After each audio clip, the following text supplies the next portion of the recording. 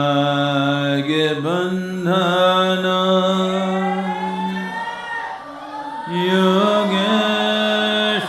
Yogeshwaraya Shivanagi Bandhano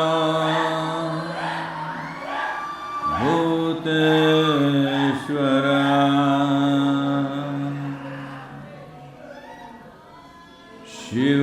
Shivanagi Bandhano Lingeshwara Shivanagi Bandhano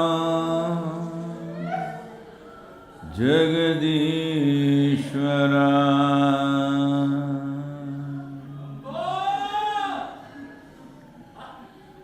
Bandhano Mahadevaya Baharupiya Kandhano Kandhano Ijiviya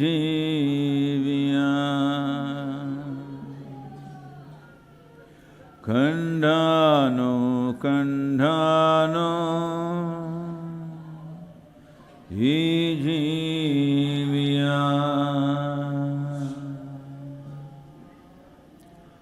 Yanjiva Veundhano Shivarupiya Tandhano Tandhano Gnanamrita Tandhano Tandhano Gnanamrita Tandhano Tandhano Gnanamrita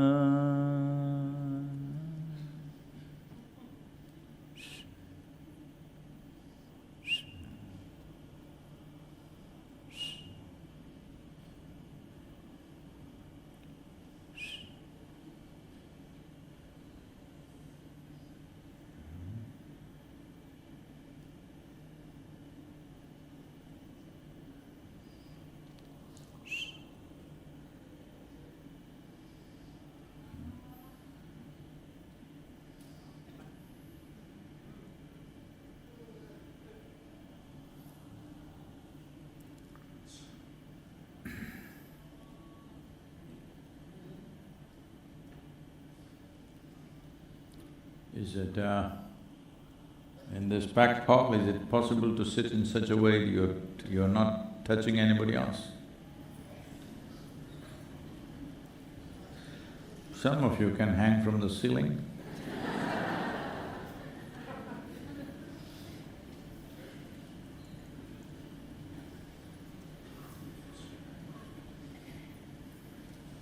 Possible?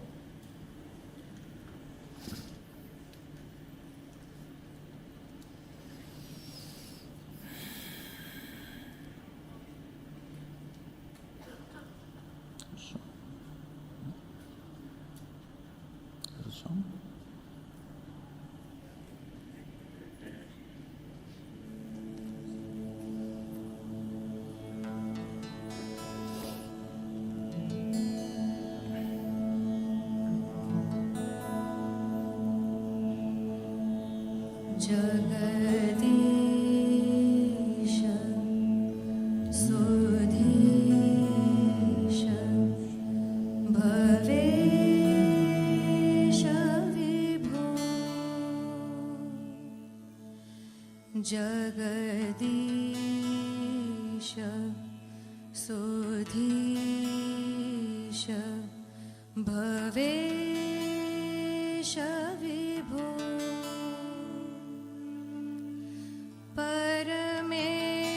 Paramesha Parat Para Bhuta Pita Pran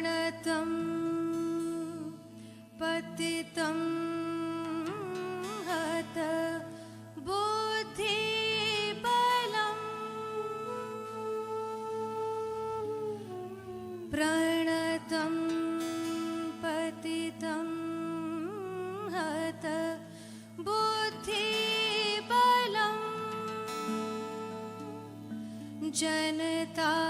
जनतारण तारय तापितकम्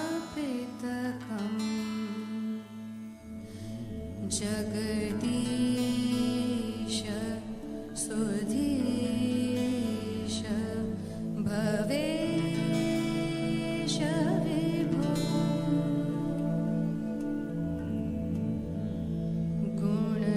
गुणहीन Sudin मलिनमतिं गुणहीन Sudin मलिनमतिं त्वयि पातरि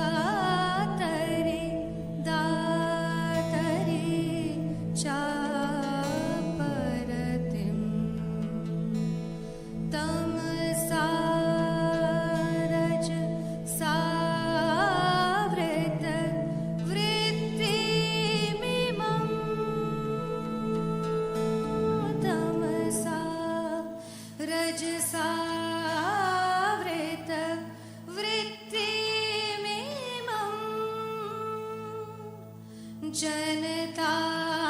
जनतारण तारय तापितकम् जगदीश सुधीश भवेश विभो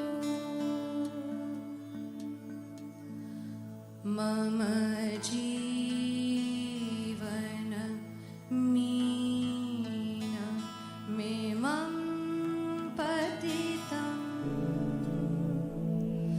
मम जीवन mean मिमं पतितं मरुघोर भुवि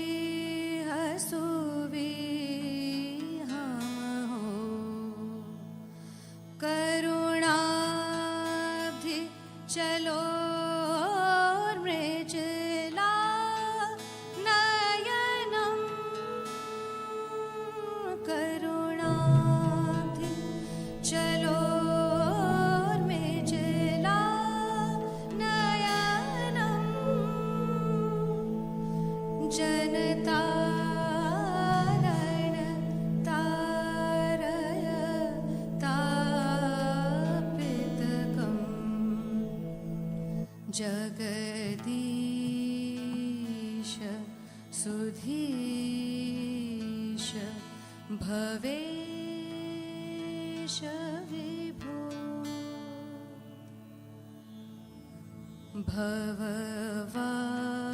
भववारण कारण कर्म तत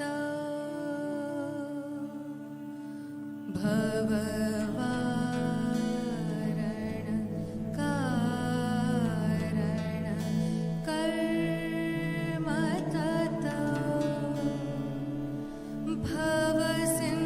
भवसिन्धु जले Shiv मानमतः करुणाञ्च समर्प तरिं त्वरितं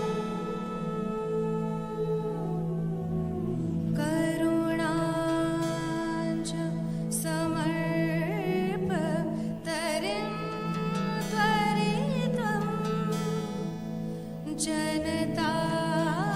जनतारण तारय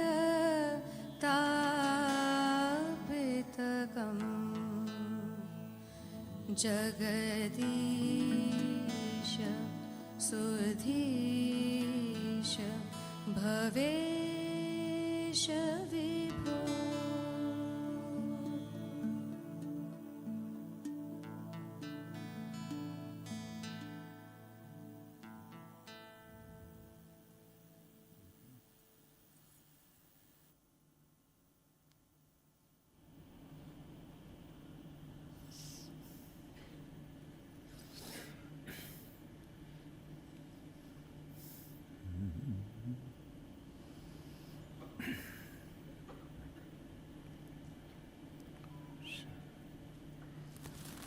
You can switch off your phones, please, huh? You may get an important call, you know.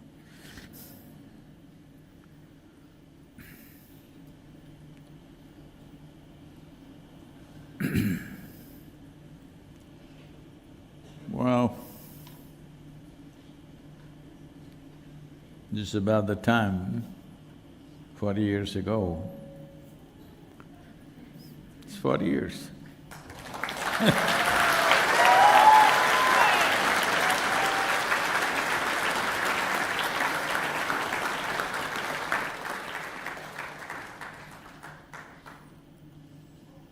Within the first 3 to 4 weeks, I kind of realized that whatever I have to do, it was clear to me. And it was very clear. The mandate was only till I was 42 years of age, and then I leave. That was at the age of 25. So, I thought it's okay. 17 years of slog is all right, but here I am, 40 years.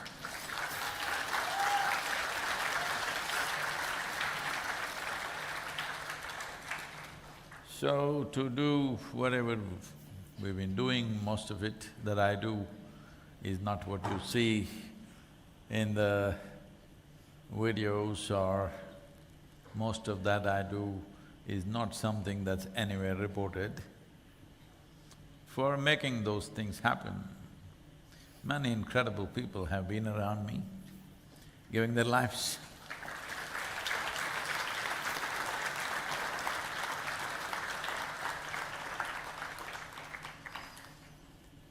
Not just their time and resources and stuff, literally willing to give their lives.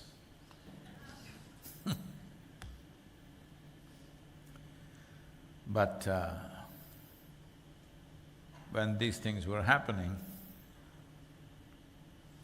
there were many people who were just willing to go with it.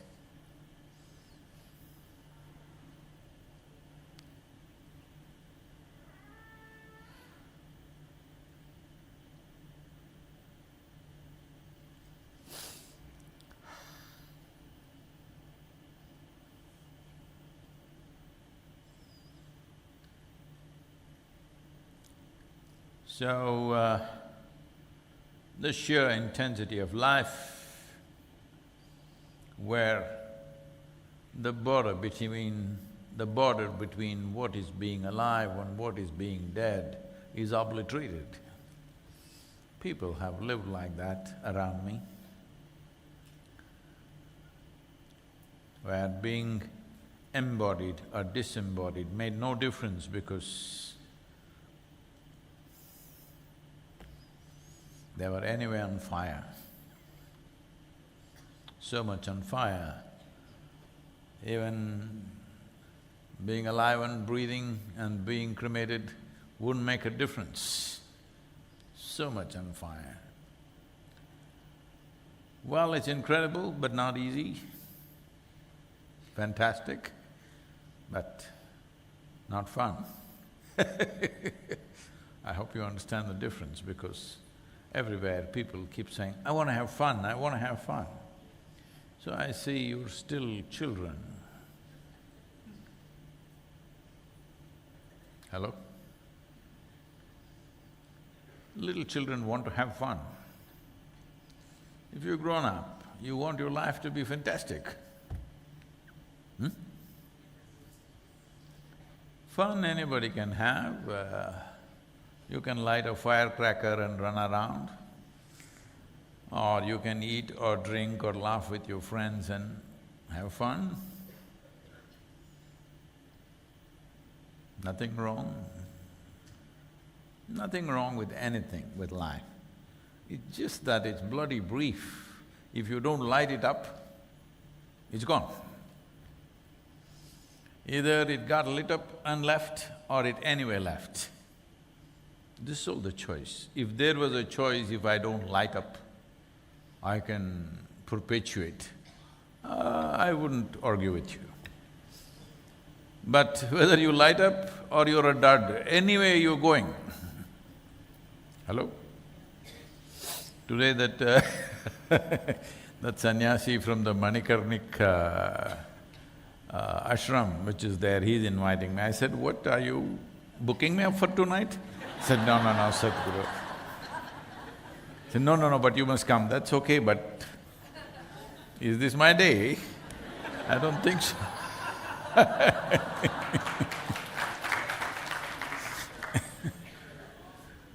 So, whether you don't light up or you just light up on one side and little be a, you know those glowworms, fireflies, only their ass is glowing. You can be like that, just one end is glowing. Or you can light up on all sides. Whichever way, in terms of time and mortality, anyway you're going. Lit, unlit, just as lit. No, I mean gaslit. Changing for the camera. Because the future generations may want to edit as lit and make it gaslit. Gaslit.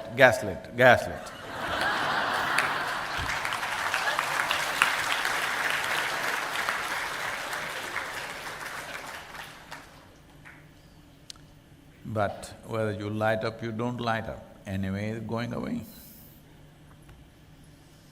So it's not really a choice, but people think it's a choice. The tragedy of life is in that people think it's a choice. But tell me, is there really a choice? Is there a choice? There's no choice, but everybody thinks there is a choice. Because they have this thought process or a psychological framework which tells them to not live is safe. Of course it is. But you live, you don't live, you die anyway. Hello? Anyway you die. Well, along the way, outside situations may grab you. Something will happen. Outside situations may grab you and maul you. Sometimes you may be a little digested by the world. Yes, I can see that, I'm sure if I had seen you when you were 6, 7 years of age, it was like now slightly digested. It's okay, I understand. There are acids and alkalins in the world which can digest you. Hello? There are people around you who could eat you up partially. Hello? There are. I'm not innocent of that, I know it's there. But for most people, their faces and body have become like this not because of somebody else.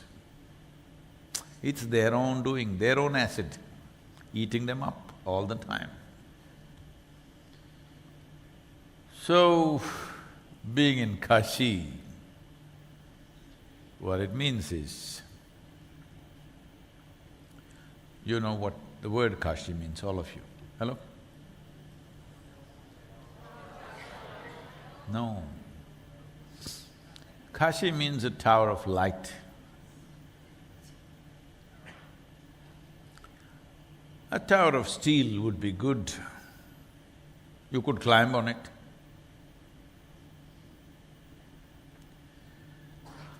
A tower of steel would be good, you could turn it into a tourist attraction. I was just, I was just talking to the tourism ministers from across the country, all the 28 states. They'd assembled recently in one place, I was in a conference with them and before that I was just looking up, okay, what are the big tourist attractions in the world? Would you believe this? That the highest number of tourists on the planet go to Eiffel Tower.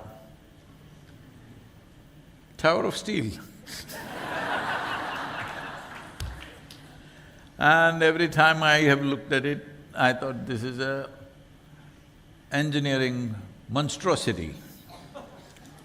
You could build that with half the steel, but somebody built it that way.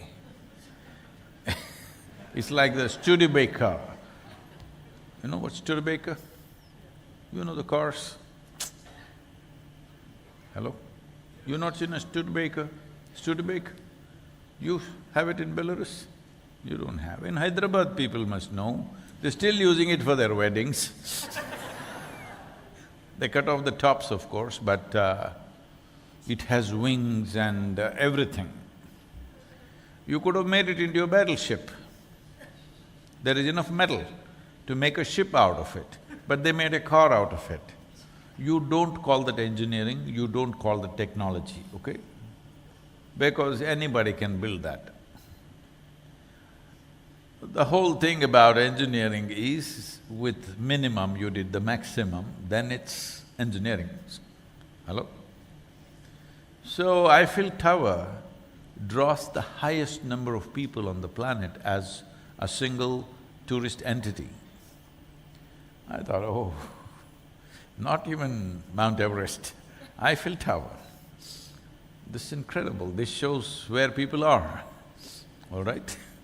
I think they're going to Eiffel Tower in the morning and waiting for the evening because something else is drawing them.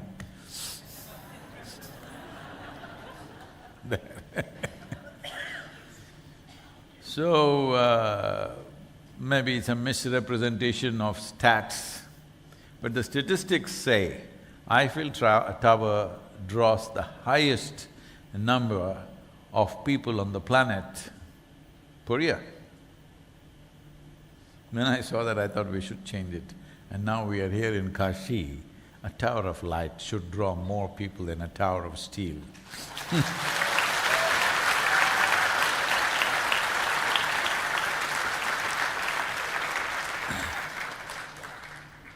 Because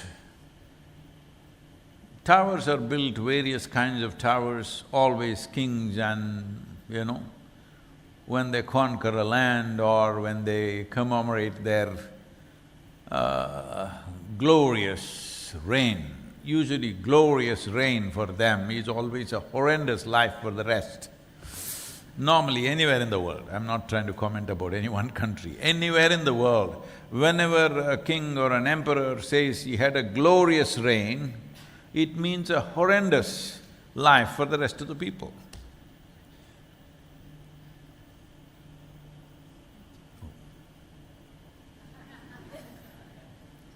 I shouldn't comment about this.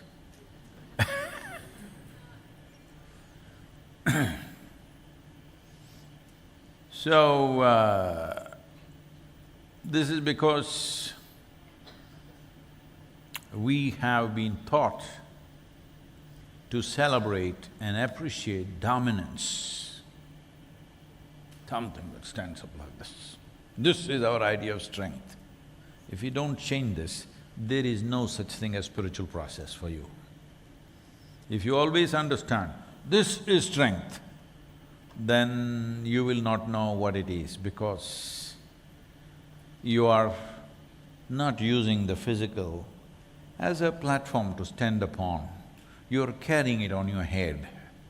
You will never know anything. So very, very important, we understand strength and power in a completely different way. I want to ask you, see,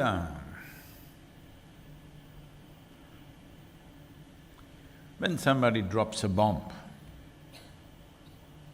whether it is packed in my body or it drops from the sky, when we drop a bomb, we want maximum damage, hello?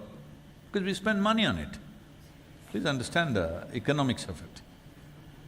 When we drop a bomb, we want maximum number of damages to happen, especially damage means generally human beings. This hall looks like a very prime location.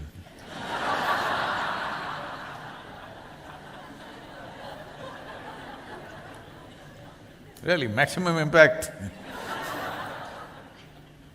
So this is one kind of power. Boom and… Right now, are all of you breathing? Heck, I'm just checking. Because they're inviting to Manikarnika. You breathing, all of you? So this air, you can't see it, you can't feel it, but you're breathing. This is another kind of power. It's powering our lives right now. Is it powering our lives or not? It's powering our life right now. Which do you think is more powerful? The air or the bomb? Oh, that's improvement. Because always it's been understood, this is power. So in this context, there are many aspects. We are just coming close to Navaratri. You know what's Navaratri? Those of you who are not from Indian background, please, do you know what's Navaratri? Indians,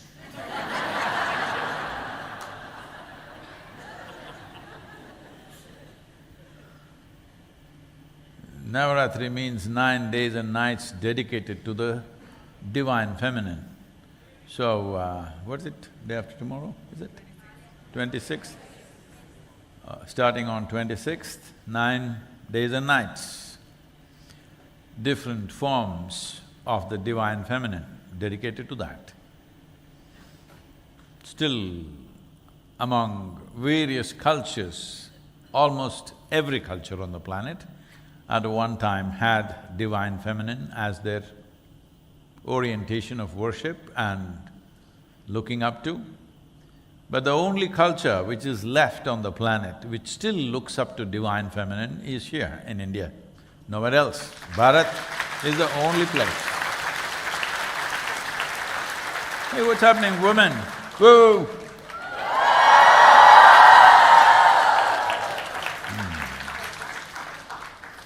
You must understand that you may be thinking you're doing well because you're wearing high heels and lipstick and walking around. But I want you to understand, an extermination of the feminine is happening across the world. True extermination. Not the female, the feminine. When the feminine is obliterated, the female will suffer without knowing what she's suffering. Yes, it is like women will become like ghosts without the spirit of being feminine. Unfortunately, we're driving the world in that direction. So Navaratri is very, very important to bring that back everywhere in the world, not necessarily in the same form. It is a very culturally rich celebrations and things which is very, Indianesque. That's a different matter, but every culture needs to create that in their own way, as it's suitable for them, because the masculinization of the world, like colonization, masculinization is also kind of colonization, where a woman feels ashamed of being feminine, she wants to be a man. That's happening. Women are showing their muscles. I'm not saying they shouldn't have muscles, but that is not their strength. Hello? Hello? That is not your strength, that is not the quality. You need muscles, you can grow some muscle, that's fine. So, why am I talking about Devi in the abode of Shiva? Because he is half man, half woman. The ideal man, one half of him is woman, another half of him is man. Immediately Western scholars say, oh, he's androgynous. That's not what we're talking about. I'm saying it's important, these two qualities which are two polarities of the physical world, masculine and feminine. You can call it whatever, positive, negative, yin, yang, this, that, whatever. Essentially, you're talking about the two polarities of physical nature. If these two polarities, when we say polarities or poles, they must stick to their positions. Hello? Suppose North Pole wants to go on a vacation to South Pole, disaster on the planet, isn't it? And it's happening, North Pole is melting. Where will it go? It'll go to the equator and then go to South Pole one day. This is a disaster unfolding because poles or polarities means they must hold their position. Only if they hold their position, there is a balance. This goes for the planet, this goes for human beings, goes for every creature, this goes for the whole cosmos. That physical world is created with a little tension between the two polarities. Without that, there is no physicality. Physicality will die. But we are going in many different ways, that's okay, but the important thing is when we say Shiva, we are talking about half man, half woman. This doesn't mean that he was belonging to a certain community. It means that the only way life can be complete is by carrying the two polarities equally within oneself, around oneself, in every possible way. Only then there is life. Physical life is only possible between two polarities, otherwise it's not really possible. You can intellectually, mentally, you can make up many things, but physically there has to be polarities, otherwise there's no existence, whether it's the planet or the cosmos or our lives, whichever way we look at it. Otherwise, we will be confused about everything in so many ways. This happened, can I?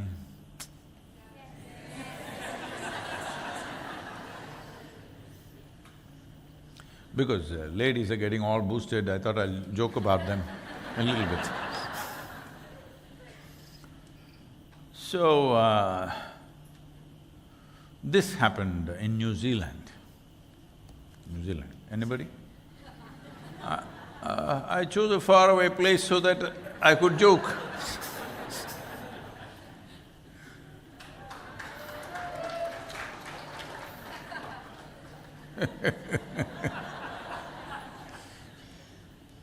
There was a young lady who had blonde hair. Anybody blonde? No, I'm not joking about the blondes.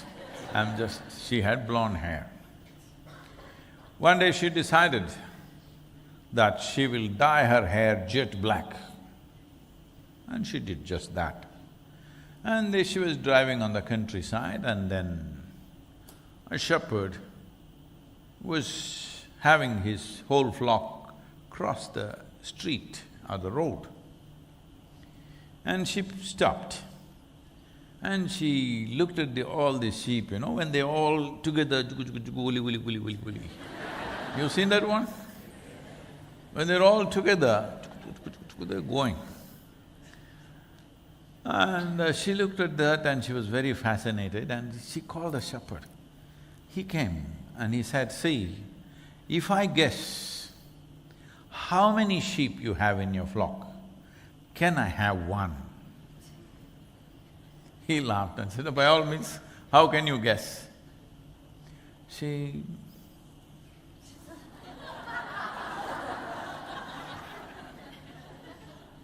1,332. I said, how did you guess this? That's the number I have. Lala, it doesn't matter, you have to give me one. Can I choose? You can choose, he said. So she went and picked up one and put it in the car. Then the shepherd said, if I can guess what is the original color of your hair,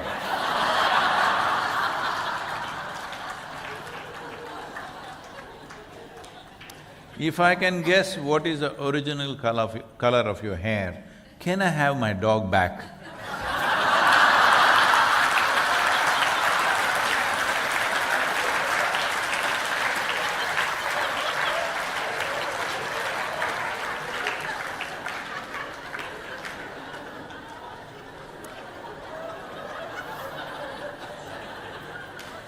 Life, you know.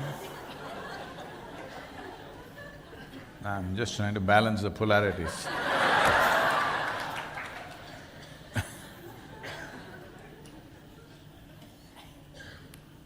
So, bringing this balance within our system, very important, because without balance there is no clarity. When you're like this, there is no clarity. When you're balanced, there is clarity.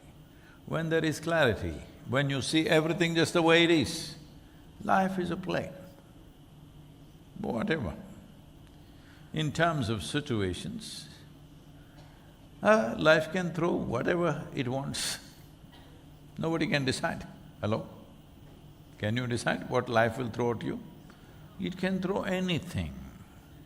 It can throw a party for you, it can throw a disaster at you, it can throw, most fantastic relationships, it can throw divorce at you, it can throw death at you, it can throw disease at you, hello?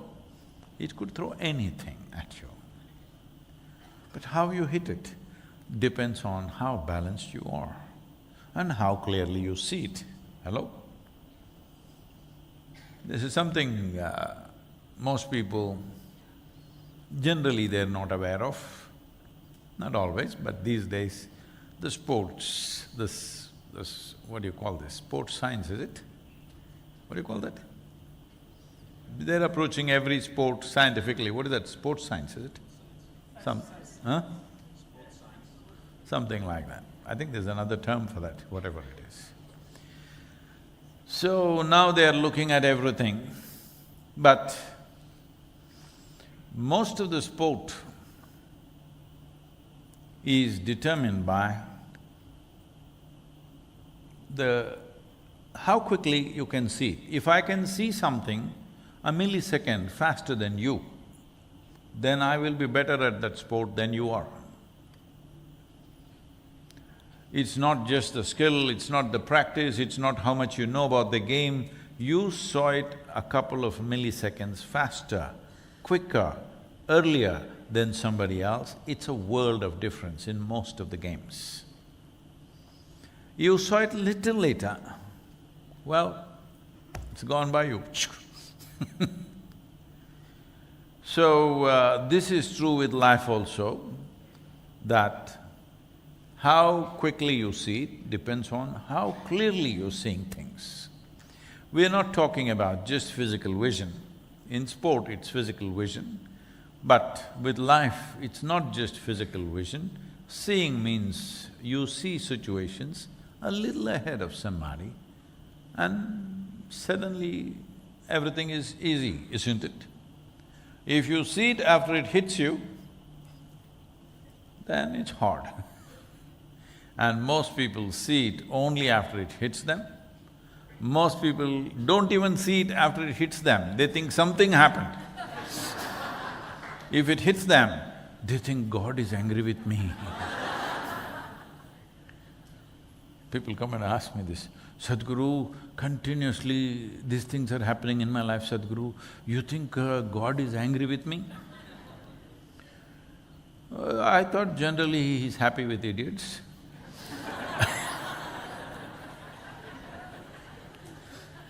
Because, no, I don't want to go there, okay.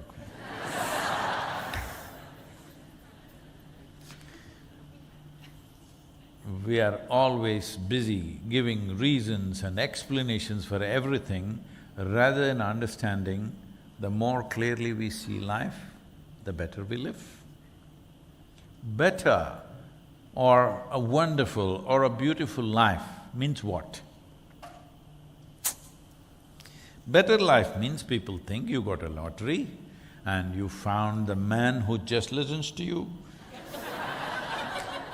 Better life, he must listen to you, he must do exactly what you want. Oh, our life is so wonderful, we have everything that we want. People talk about this. And my husband is so loving and nice and sweet, he doesn't even forget my birthday. This is the idea of a wonderful life. So the moment you make this your wonderful life, you will not even light the basic fuse of your life, you will go unlit. Because comfort, physical, psychological, emotional comfort, if you think that is the wonderful life, you won't light up. Because now you think lighting up means fire. Who wants to catch fire? But if you don't catch fire, you don't light up. If you don't light up, you don't see. Do you see fire and light are very connected? Hello? The reason why you can see during the day is something up there that you call as sun is burning. Hello? Burning. Seriously burning, isn't it? If it doesn't burn, suppose it was comfortable. Because there are stories in India about how sun and moon got married and they lived well ever after. In case such a thing happens if human romance gets extended that far and sun and moon got married and both of them went to bed, end of it, isn't it? So, I want you to carefully define your life at this stage in your life. For whatever reason, you got trapped with me.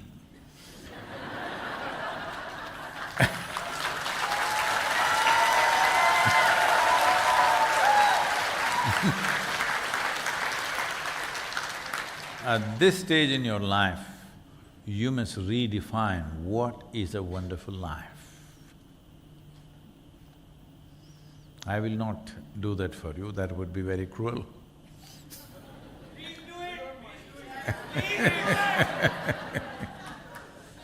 Because you will go home and tell your husband and wife and children and parents and they will all come after me, murderers.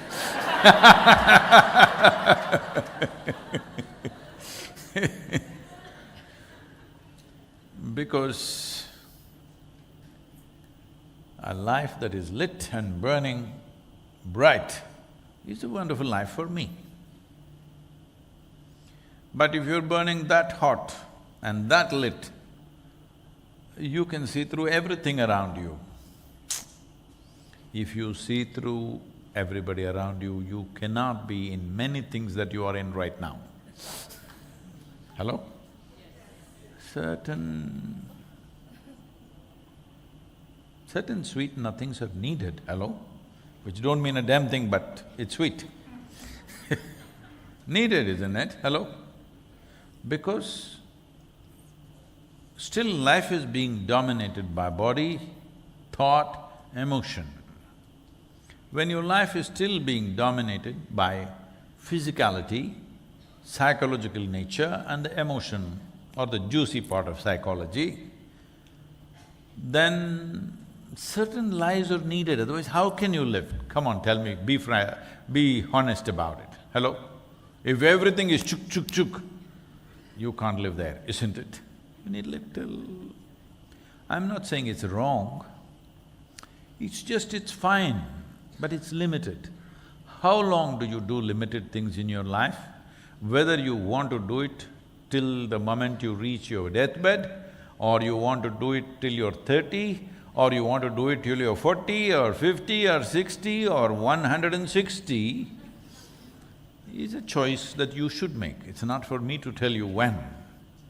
But somewhere you should make a choice that, well, because right now body is strong, we have to make up certain things. Because right now our thoughts are running away in a certain way, we have to make up certain things. Because right now our emotions are made like this, if somebody is not always mo to us, we will feel lost. Hello? See, when you were a 2-year-old child, when you're beginning to understand language and feeling it, if your mother told you, this is it, this is the untruth, this is the truth, come on, that would be cruel. Hello? Oh, it's okay, Mama, don't worry, Boo-boo, I'll get you the moon tomorrow morning. Hello? She had to say those things, isn't it? You think it's wrong? No, she's just looking at the need of the child and catering to that thing. In India, mothers will give one mouthful to the moon, one mouthful to the child.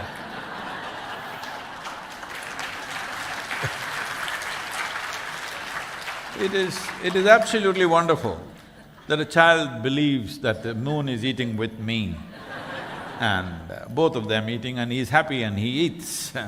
And when he's looking up at the moon, she'll keep on mixing more and more and more.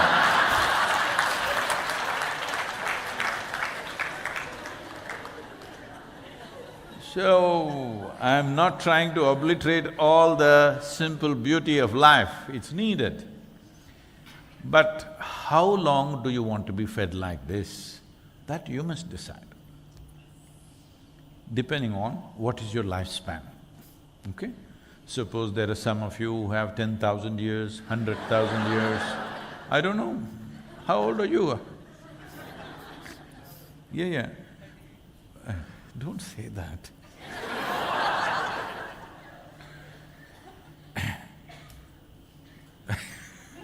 Because when you wear antique jewelry, I'm thinking you may be 360 years old. Probably at that time it was in vogue and you're still wearing the same thing and… So, how long do I do a certain thing in my life is your decision. You must, every one of you must, because it's a limited amount of time. Whatever is your limit, I don't know. I know my limits very well.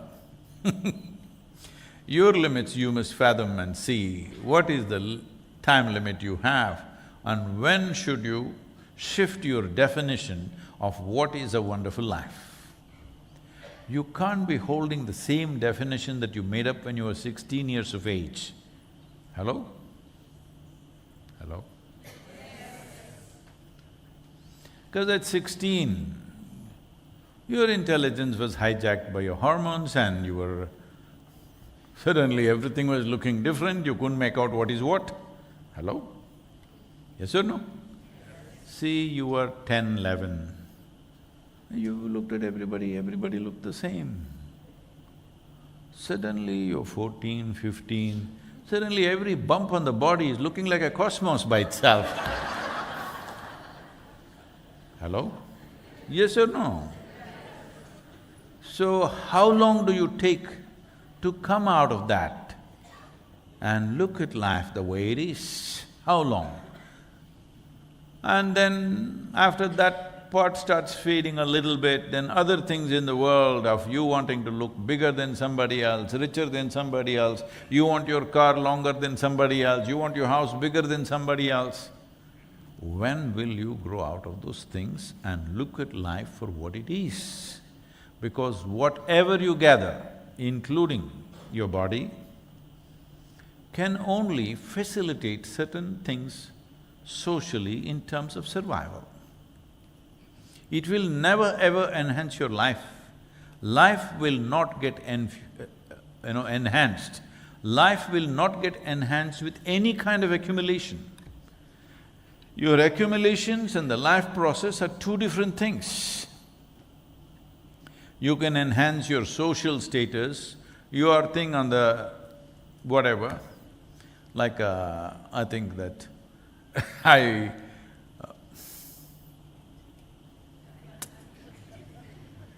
almost uttered a name, so let me stop.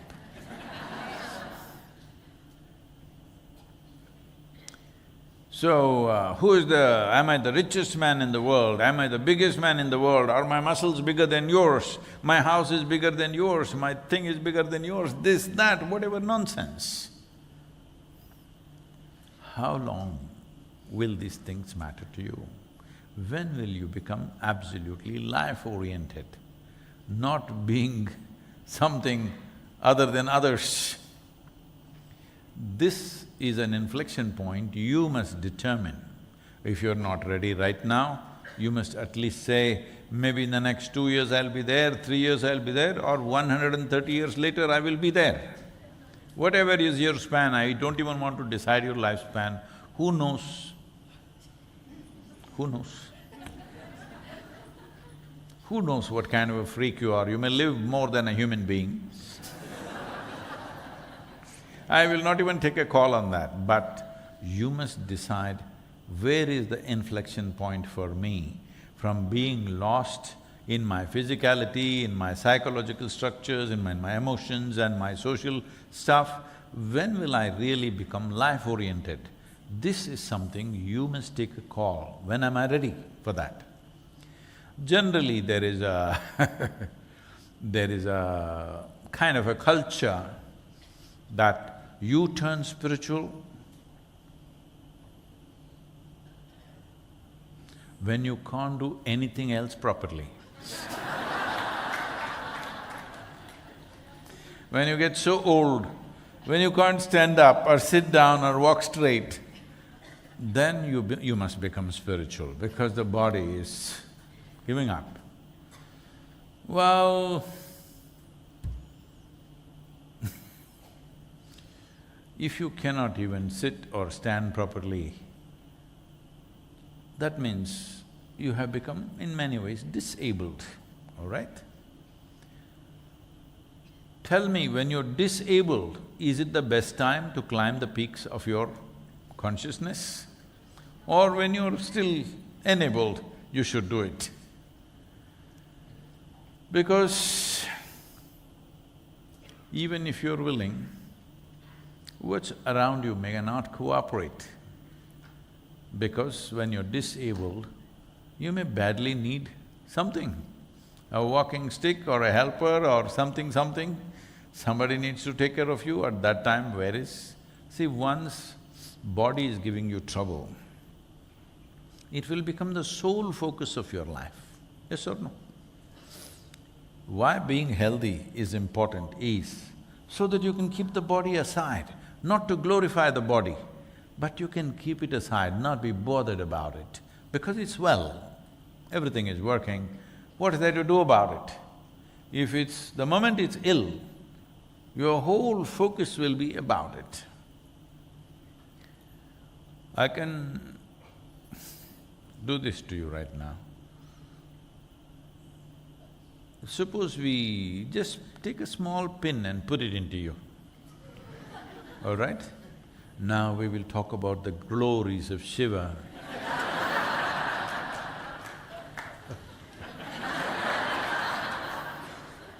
Just a small pin, hello? These days you're used to taking a lot of needle stuff, all right, to the pandemic. You've taken many pokes. So what is the big deal? No, life doesn't work like that. One small pin, everything will be right there, isn't it? Yes or no? You can't focus on anything else. So the idea of health and well-being is, if I sit here, no sense of body, that's the thing. Health and fitness is not about going on showing like this. Fitness and health means your body is not an issue, you can throw it around, no problem. That's the idea. It'll allow you to live. It works as a platform. Otherwise it'll become the main focus of your life. So, this happened. A newly married man, anybody?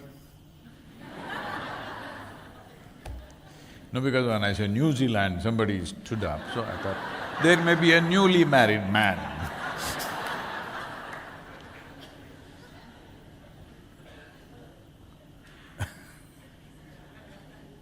Newly married man one day came home a little early in the afternoon. The young wife, she came out in her sexiest possible nightie and she said, "Tie me up, do whatever you want." He looked at her, he immediately tied her up, picked up his golf kit and went golfing.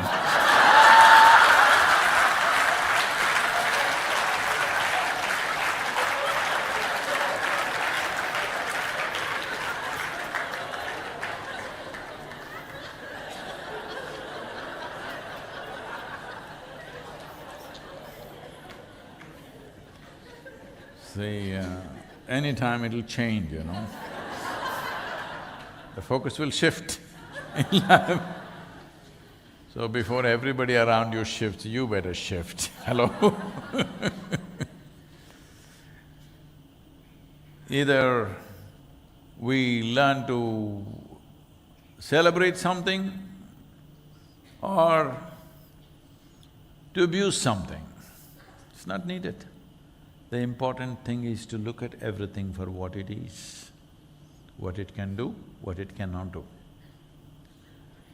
Some people are glorifying physicality, some people are saying, put it down and bury it somewhere. Well, both have not worked, both will turn ugly, isn't it? I'm getting a lot of flack from a whole lot of people because yesterday or day before I tweeted, you saw the tweet? I said, let not the… this is about… There is a woman was killed in Iran because she did not wear her head scarf properly. That is, little bit of her blonde or jet black hair was showing, whichever one it was. So, they picked her up and I don't know, they might have beaten her to death. She died. And protests are going on everywhere. All these Iranian women have been appealing to me, Sadhguru, please say something, say something. I would have anyway said, I was just thinking whether they will fight or it'll just blow over. You never know. So then I tweeted, I said, let not the religious and the lecherous decide how a woman should dress. Let her decide how she wants to dress.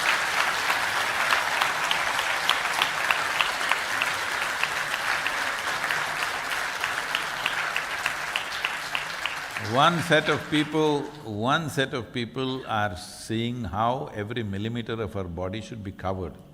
Another set of people are looking at how they can reduce her clothes to millimeters. Both are happening, unfortunately. This is all, different interest groups.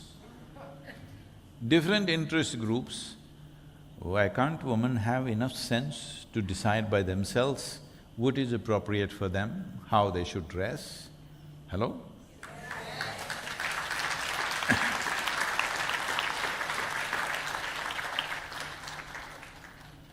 So, no, before I say something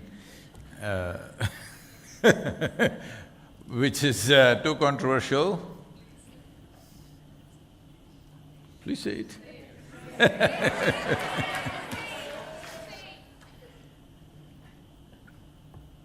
See, in the Hindu heaven, women are dressed very sexy. At least the artwork shows, they're dressed really sexy. But in some other heavens, they're dressed from head to toe. So I'm saying even out there, it's only the man's mind which determines how you're dressed.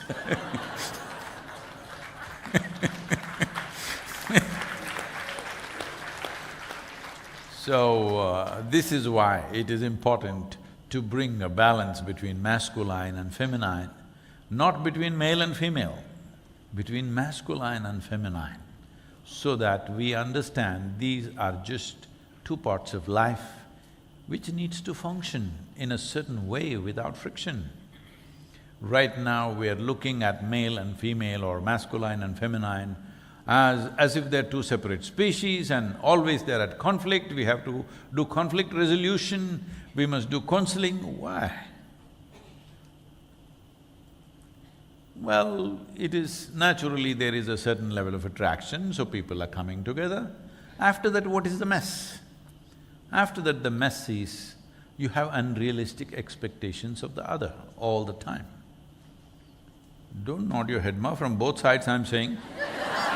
Ah, Sadhguru understands my husband, yes.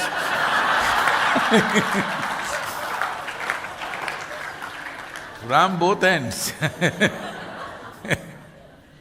From both ends, people who claim they love each other are doing terrible things to each other all the time. Hello? I'll take back all the time, a whole lot of time. Not all the time. If it was all the time, it would be over. So this is happening because there is no clarity about what I am, what the other person is, what it is.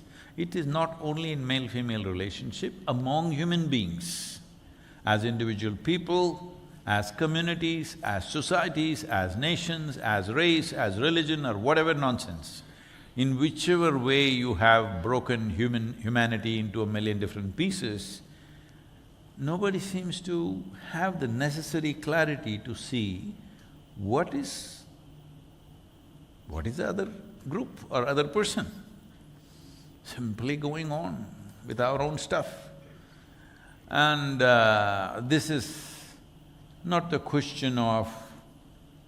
See, it's not about whether there is violence in the world. Yes, it's a deep concern because our ability to cause violence has been so empowered, multiplied manifold over, so in that sense it's a concern.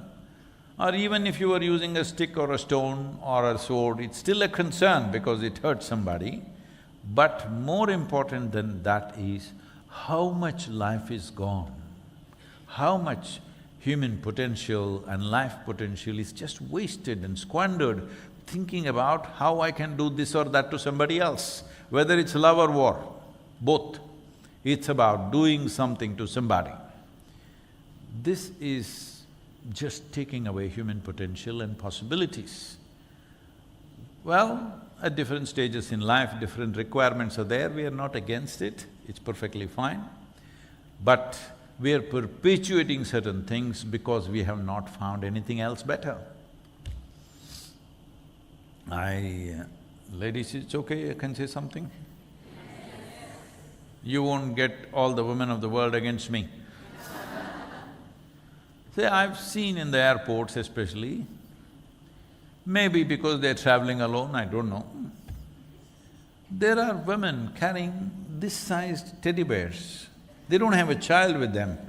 When I see this, I think maybe they got a child. No, it's their own teddy bear that they just probably bought in the airport or somewhere else. And it's like, see, this was okay. When you're 4 or 5 years of age, we allow you that. You're 35 and you're carrying a teddy bear. It's a little… Yesterday I was talking to a member of the parliament who comes from Norway. He said… he invited me, he said he showed me a picture of some remote part of Norway where they have set up some seed bank, because this was about safe soil discussion and they came to meet us about this for Norway. And they've set up a seed bank. They said this is like the Noah's Ark. All the seeds we are accumulating in this place just in case if there's a nuclear holocaust or an asteroid hit us or whatever happened and species got destroyed, we will have this seed that we can put it back. And then he went on to say here, what was the number he said? Something, there are some some 1,500 and odd people in that whole region, and there are some 6,000 or something polar bears. Then I looked at him and asked, which one are you? So, if life is about… See, for all other creatures, I'm trying to inform you because how many of you are still having doubts about whether evolution happened on this planet or not? American people, I'm asking you. Hello?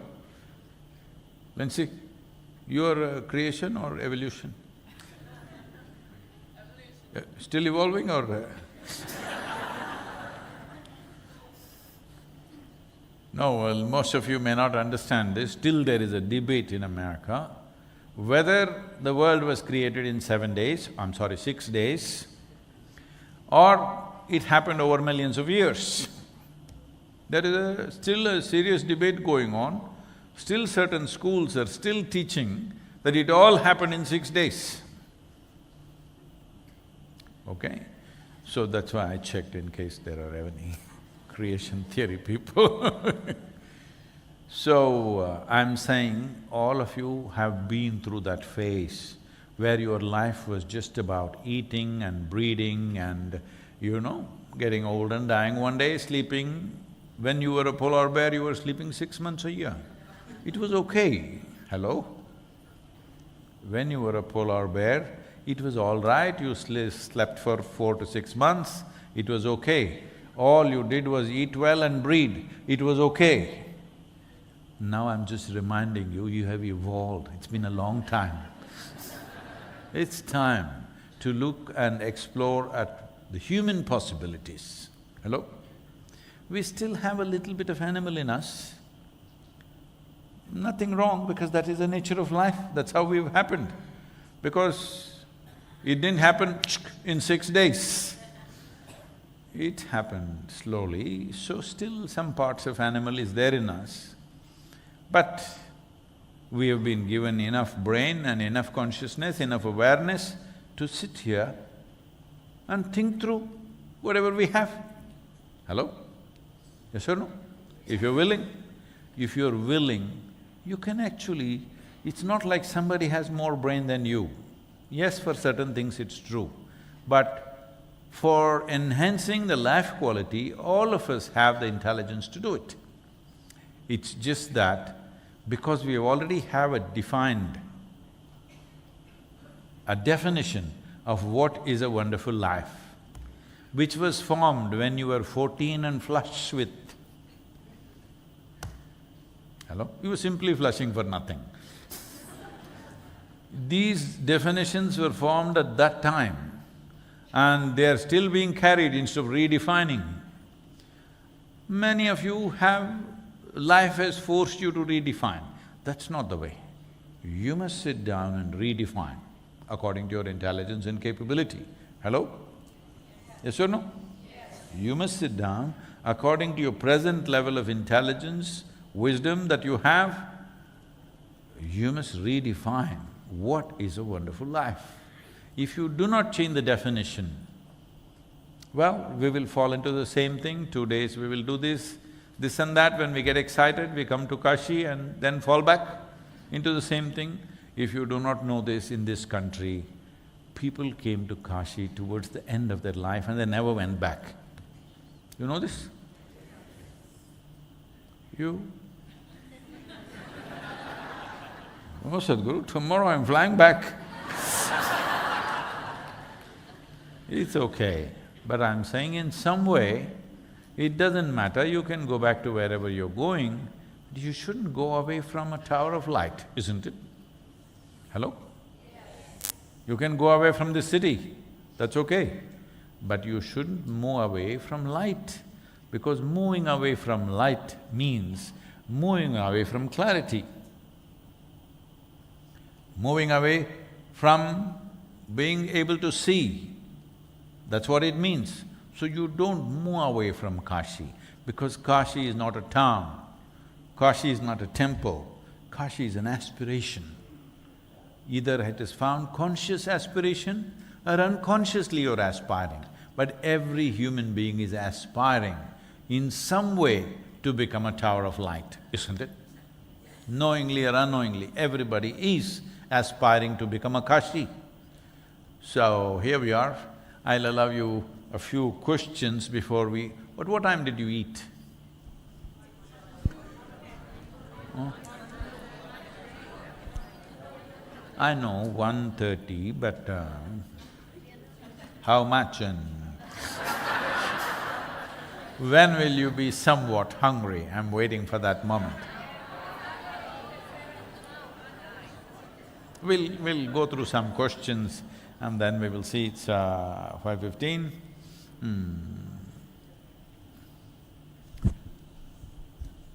Yes, whoever, please take the microphone.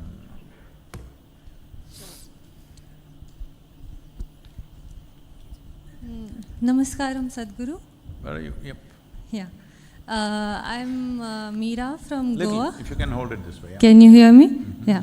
Namaskaram, Sadhguru. I'm Meera from Goa. My question is, you said the feminine is dying, and being No, I didn't say feminine, I was not talking about the fanny. No, feminine.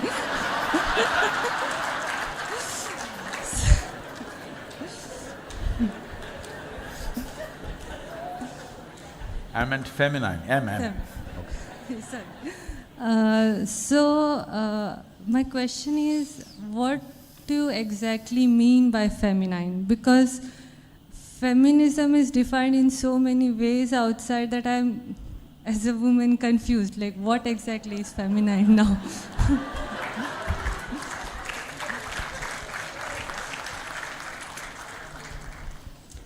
We are not talking about ism, I was just talking about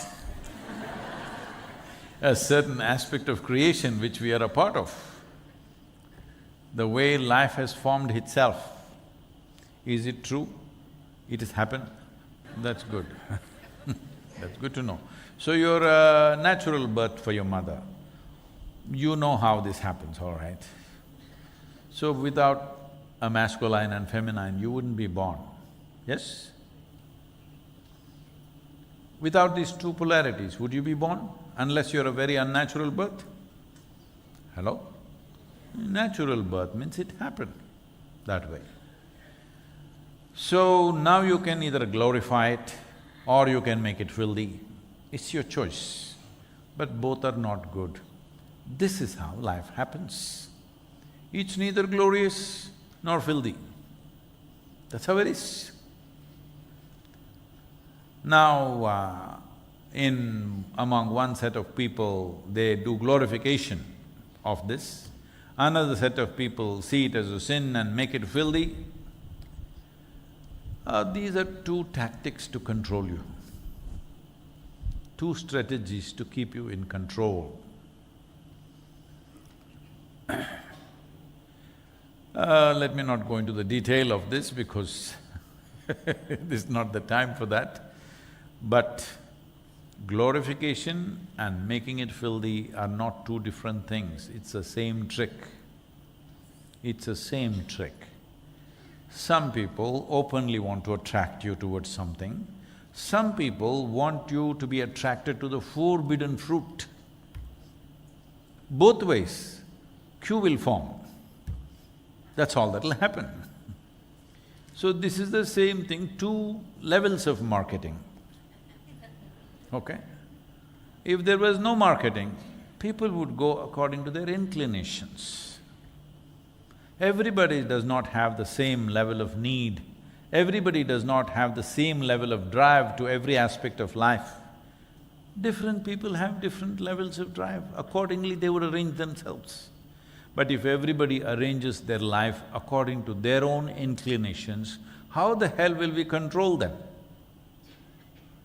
And if we don't control them, how the hell is there any power in anybody's hand? So, I will leave that part. But you are asking, what is feminine? But you are connecting it to what is feminism. Feminism is a ill-thought-out reaction to the exploitation that's happened for hundreds of years. Yes, barely thought out reaction which gets them into worse place than they were before, gives them some physical freedom, but in many ways it traps them into many things. That is a reaction to continuous exploitation by religious doctrine, by social norms, by even political rules. Everything was made in such a way that a woman is kept below. You can't believe this. What was the year? What was the year that in America women got their franchise? No. No.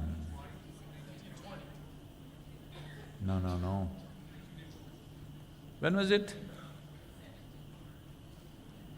Somewhere more recent. You sure? Okay, in 1920. So till then they had no franchise. What's the thinking? Don't just look at it as a political event, okay, they didn't have franchise, they got it in 20, let's celebrate. But I'm asking, before 20, what was the thinking, I'm asking. Obviously you are not human, hello? Because you're just my rib. Hello? You're just one piece of bone. So, bone you can suck on it and when the meat is done you can throw it. That's a bone, isn't it? You know, you eat ribs? Not you, people eat ribs, all right. Rib is mostly bone, little bit flesh. So I'm saying that is the thinking. It's all coming from that level of thinking. So these things have happened because we are only looking at social dominance. We are not looking at life for what it is. When the rest of the world thought you're a piece of bone, here we thought you're a goddess, at least. Now, the reason why we made a woman into a goddess is because there is a physical inequality, naturally. Today you may not notice it because wherever you came from, you came flying, you didn't notice it. If you had to come on a horseback or a donkey or a bullock cart or walking, you would notice the difference between a man and a woman, yes or no? Now you flew because of technology, because of development, now you can't make out. He also flies, I also fly, what's the big deal? But if we had to come walking or on a horseback, clearly there would be a distinction, most women wouldn't make it. Not just because of physicality, the dangers on the road wouldn't allow her to reach here. This is how the world was. Because of that, because there is a physical inequality, she had to be psychologically, emotionally raised to another place. This is the wisdom of the culture that they saw. Because there is no physical equality, if you don't raise her in some other way, she'll get crushed naturally and eaten up by somebody. So, these things have been looked at with certain clarity, not in terms of who can dominate the situation, not in terms of who is bigger than whom, in terms of how to make life happen in an even keel, in a balanced way. This is not feminism, this is not thinking about women or men, this is about just looking at life for what it is. So, when I talk about feminine, I'm definitely not talking about feminism because the important thing is to look at how life can happen with least amount of friction in the best possible way, rather than thinking who is superior to whom. The moment you think you're superior to somebody, you are in mess with them, yes or no? Whoever they are, male, female, whatever nonsense they are. The moment you think I'm superior to you, there is a mess that you cannot avoid. You're going to get into it. Who's going to get hurt is just a question of time. So, you don't try to identify what is my feminism. Don't do that. You may be a woman, but may be very masculine, it's fine with us. Hello? If that's how you are. But is it socially cultivated or is that how you are? That is something you must see very clearly. Are you behaving the way you're behaving because of somebody's culture, somebody constantly trying to mold you, or is it a natural expression of who you are? If you look at that, you will find that. If I say, this is your feminism, this kind of body parts are feminine, this kind of body parts are masculine, no. This kind of body parts are male, this kind of body parts are female, but not feminine and masculine. The difference is you are misunderstanding the fundamental nature with the manifestations that have happened. They are different.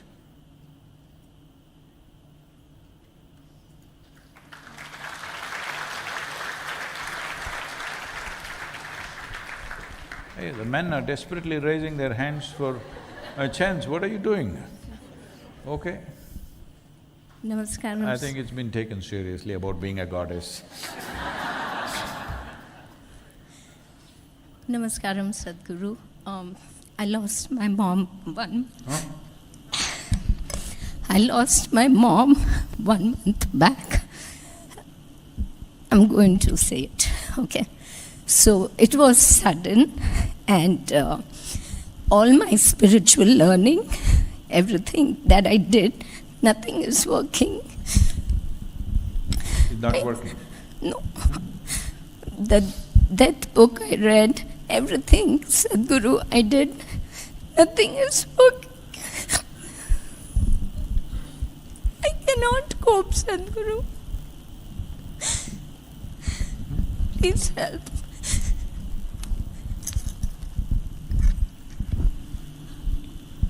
Well, if somebody says they lost their mother, we are not going to say it's okay. Of course, nobody wants to lose their mothers. However old they were, because of a certain kind of… I'm saying it's the first relationship in our life. Even when you don't know who the hell you are, what you are, just the feel and smell of the mother connected us to that. So it's of immense value, but at the same time, when you were a child, when you were 3 months of age, you want to stay in her lap. The moment you're 3 years, you don't want to stay in her lap, you want to run all over the place. Hello? By the time you're 10, 3 times in a day you think of your mother. Lot of them by the time they're 30,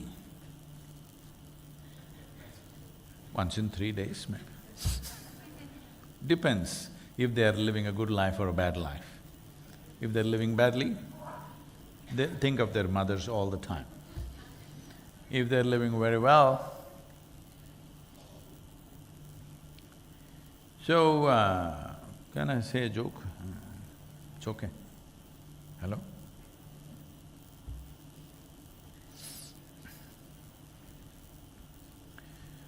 So, there was a couple who had their only daughter. How many of you are only daughters? Only daughters, okay? All these are… be wary of them, these are all heavily pampered females.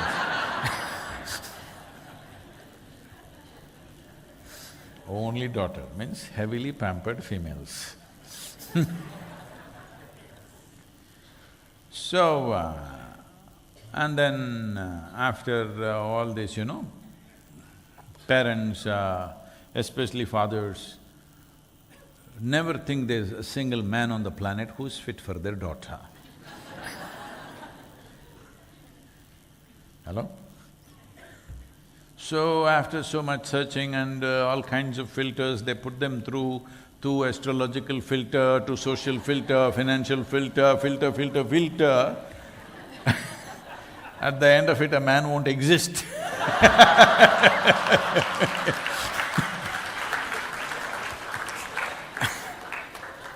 After doing all those filters, they found one man, he was not very good.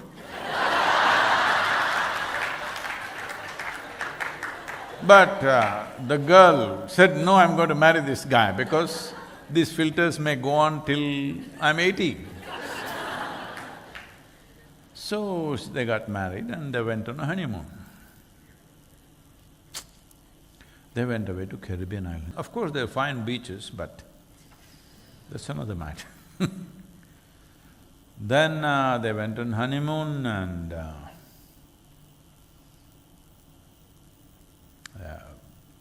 24 hours, no message from the girl. Father is Jyothirlinga, he's walking around like when she was just about to be born, he was walking around like this in the hospital. Like that, he's walking up and down 24 hours, no message, 48 hours, no message, 72 hours, no message. And by the time it's fourth day, he said, we should go.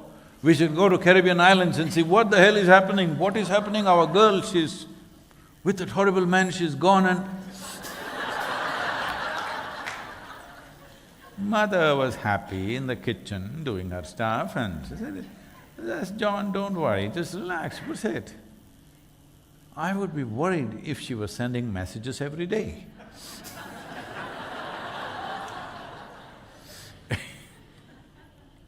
If she's sending messages every day, obviously something wrong out there. She forgot about us and that's the best thing. Hello? When you get married, man or woman, in some way you must forget your childhood life. Otherwise you'll never live a complete life there. It doesn't mean you're not grateful for people who raised you, you're not… that's not the point. The point is, when you move from one phase of life to another, in some way you must keep one thing aside. Otherwise, you will breed terrible mother-in-laws who are all over the place. Yes. So, I'm telling you, even when you were 2 years of age, when you just found your feet, you wanted to get off your mother's lap, yes or no? If she only held you to her breast even when you're 8, would you want it? She would break away, isn't it? Hello? When you're 2 months, well, you wanted that badly. So we must understand life, need to move. And at least your mother and my mother, and fortunately for most of us, they did not exit when we were 2 months old. This is a big fortune. When we badly needed them, they were there. Now that you've grown up, standing on your feet, they're going, they must go when it's their time. We don't wish them that they should go, but it's natural process that they must go, isn't it? This happened. I have told you this many times, but because you've forgotten, I'm reminding you. A rich man built a wonderful house. Wonderful house means you don't know how many rooms are there, because there are more rooms than you can use. Hey, you know what that is. That's a wonderful house where slowly spiders will do well. And in India, there's a culture, when they build a wonderful house, they will invite either a sage or a seer or a yogi to come and bless their home. So they invited a yogi. Mistake, number one. Because they should have invited a very commercial person who will come and do dum-dum-dum and everything and go. They invited a yogi and he came. They welcomed him, not like a yogi, like a king, they welcomed him.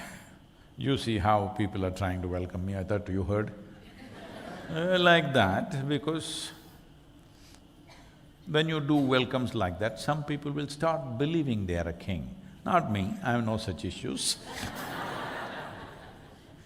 So they welcomed him like a king, but he's a yogi, he went and sat there. They did all the things that traditionally is done when a yogi comes home and everything. They served a sumptuous meal, because he ate 1 meal a day, he ate well.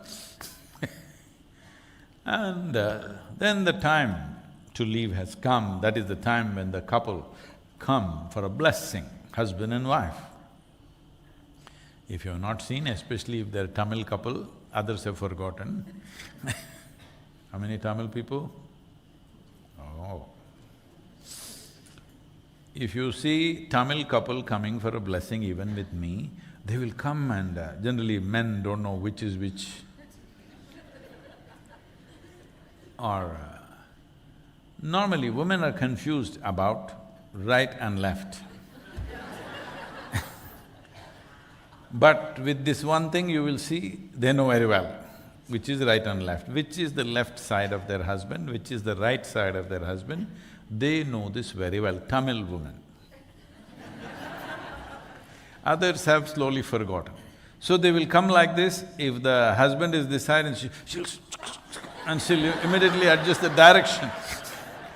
Because when they bow down, they want to bow down together, she on the left side, he on the right side to receive the blessing, because the Hindu scriptures say, without your wife, you cannot go to heaven. Those sexy women are only for dancing.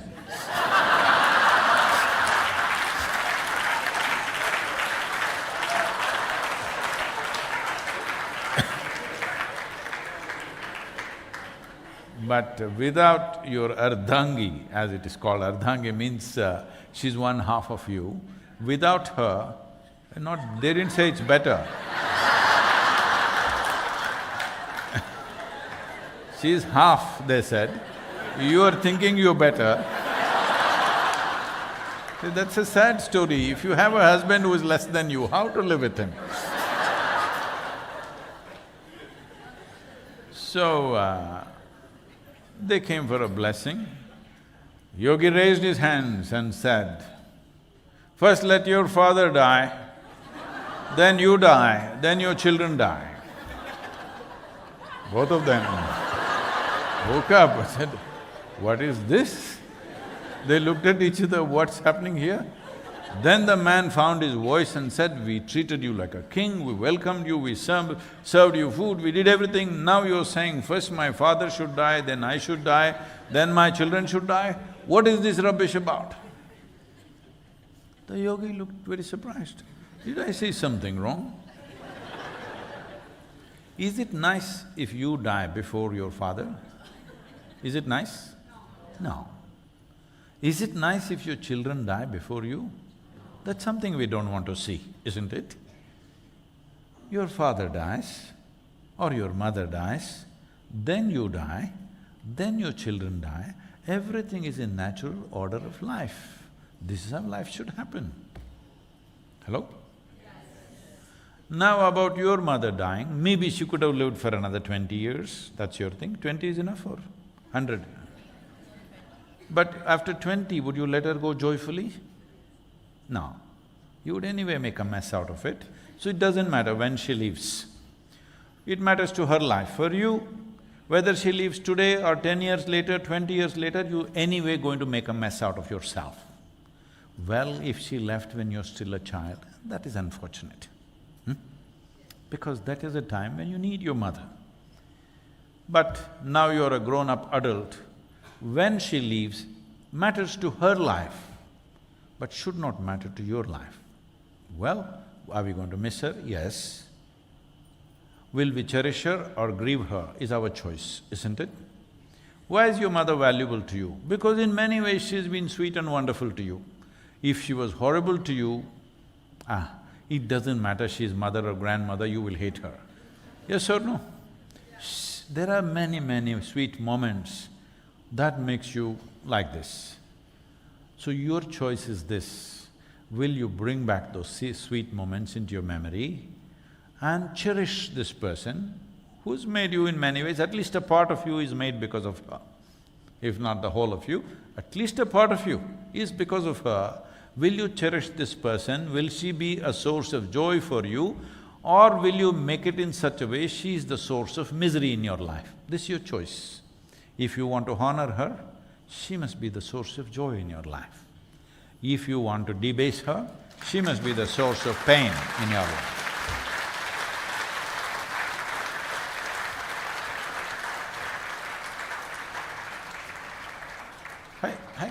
This guy is lazy, huh?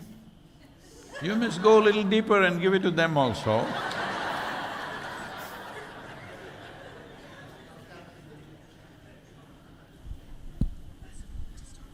Namaskaram, Sadhguru. How Kashi Vishwanath Jyothirlinga is unique? Do they use copper or mercury or prana pradikshta consecration? So can I just talk about Kashi Vishwanath Jyothirlinga? Thank you so much.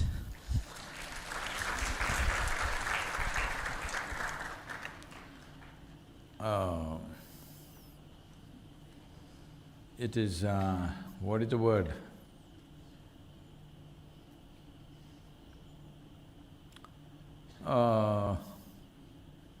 What is the word? I'm forgetting the legal word for this. It's sub judice.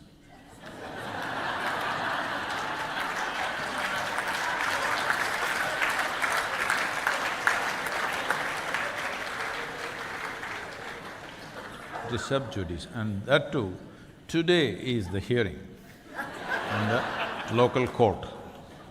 Maybe it's already done, we don't know the ruling. Today, I think. 22nd, yes, yesterday. But it's sub judice still, so I cannot make a comment on that. And because this is being webcast, I forgot I'm being webcast.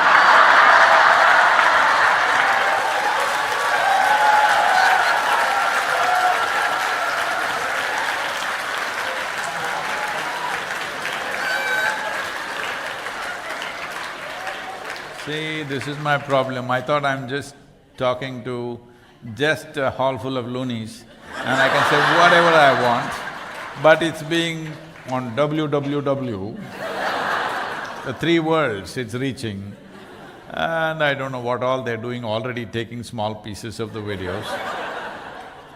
Sub judice.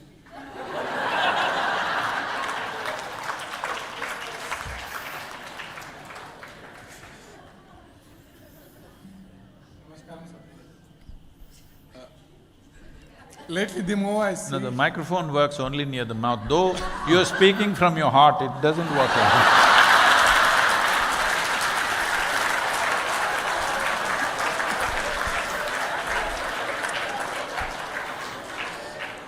Namaskaram, Sadhguru. Lately, in me, the more I see, the more I know that I have no idea what to do or how to do, and I don't even know why I do certain things and why I don't do certain things. And if I can use your own phrase, there was one thing they always wanted, to be a yogi in marketplace. Or if you ask me now, I don't even know if that's the case. If I have to put it in words, what should I do? I have no idea what to do, so what should I do?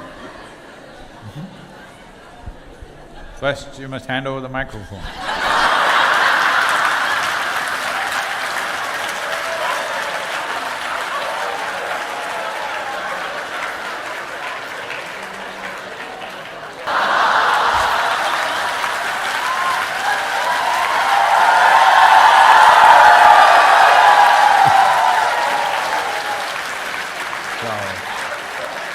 It's all right. It's all right, you use the microphone to ask a question, but that's it. After that, microphone is dangerous with a man who doesn't know what to do, isn't it? So, what should I do? See, at certain moments, everybody is like this, they're a bit honest. But now, if I tell you, okay, you do this, this and this, by tomorrow morning, you would have found how you cannot do those things. So, little more, I really do not know should mature and culture within you. It should enter every cell in your body. Then if you come, I have a solution for you. Because all those idiots who think they must become a doctor when they're 5 years of age, because somebody has told them such a thing, are bloody idiots. At least you don't know what to do. It's a very good thing. Maybe socially not very good thing. Your family doesn't think it's a very good thing. A whole lot of people… You married? Huh? But you don't know what to do.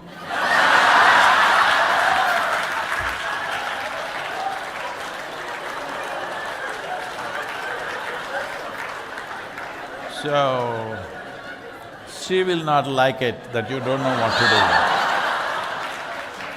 So for all those circumstances, you must pretend like you know what you're doing, all right? But if you are a genuine human being, you are not some macho nonsense, you're a genuine human being, nobody knows what to do.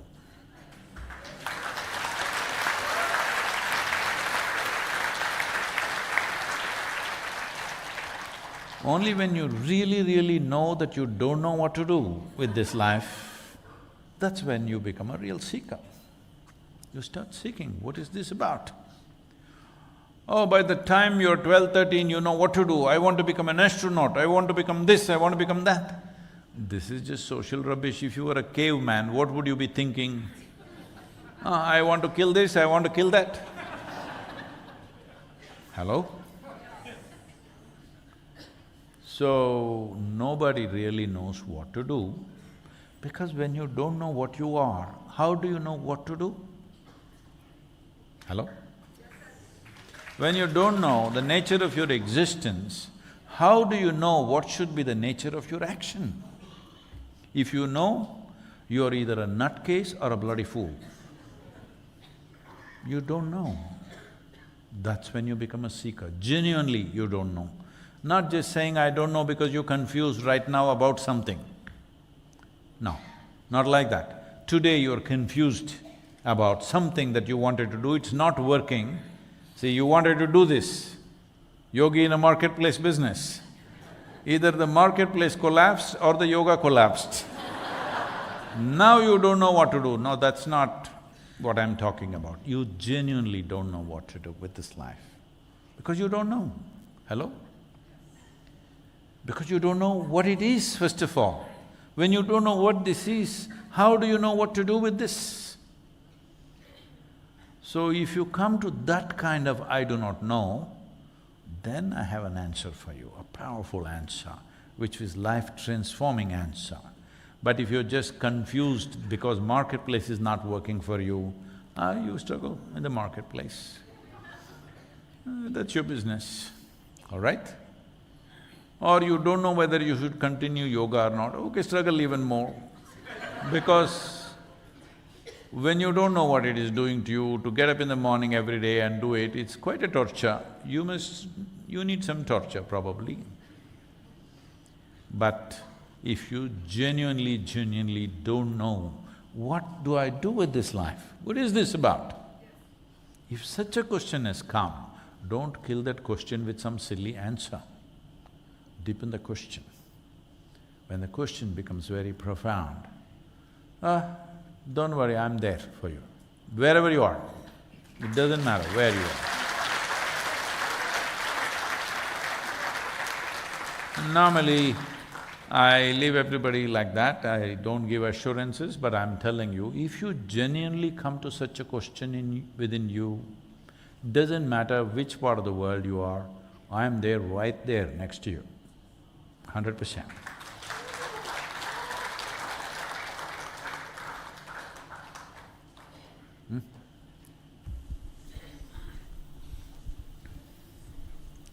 Namaskar. Anybody, please take the mic. Namaskaram, Sadhguru. Hello. No. Okay, you can go first. Gentle Namaskar. lady, she's a gentle lady. I mean, not a gentleman, that's why. All right. Namaskaram, Sadhguru. I'm Tapesh from Jaipur. So, my question was regarding Kashi, that you mentioned that Kashi is above the ground and a lot of physical destruction happened. So, has it impacted the energy body of Kashi? And I saw you in the morning giving instructions to the Kashi Vishwanath temple team are you planning to rebuild Kashi?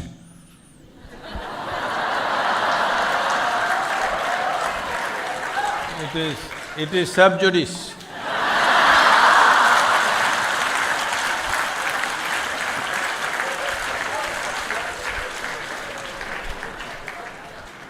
This is trouble from Rajasthan.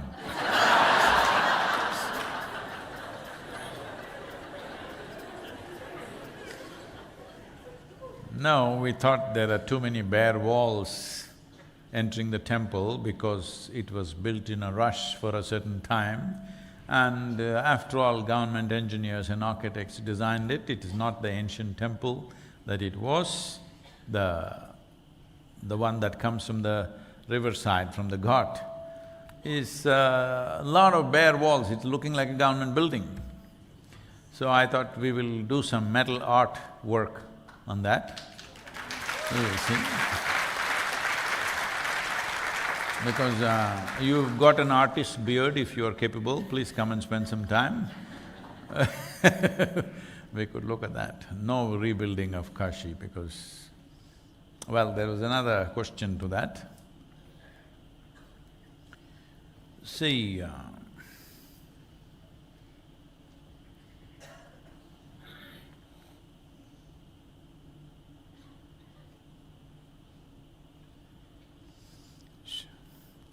I've said this about, I don't know, many of you, too many new faces, you may not know these things, but probably, I'm not sure,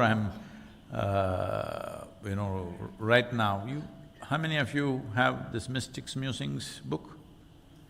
Ooh. Not bad. Okay. Anyway, we are working right now to add content to the Mystics Musings because that was done 25 years ago.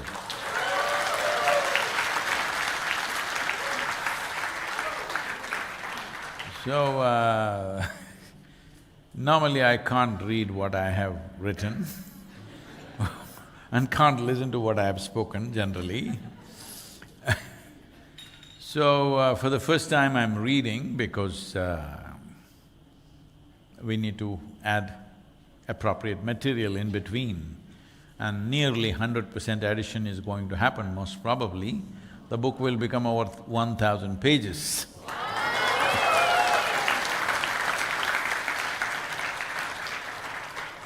You can't carry it like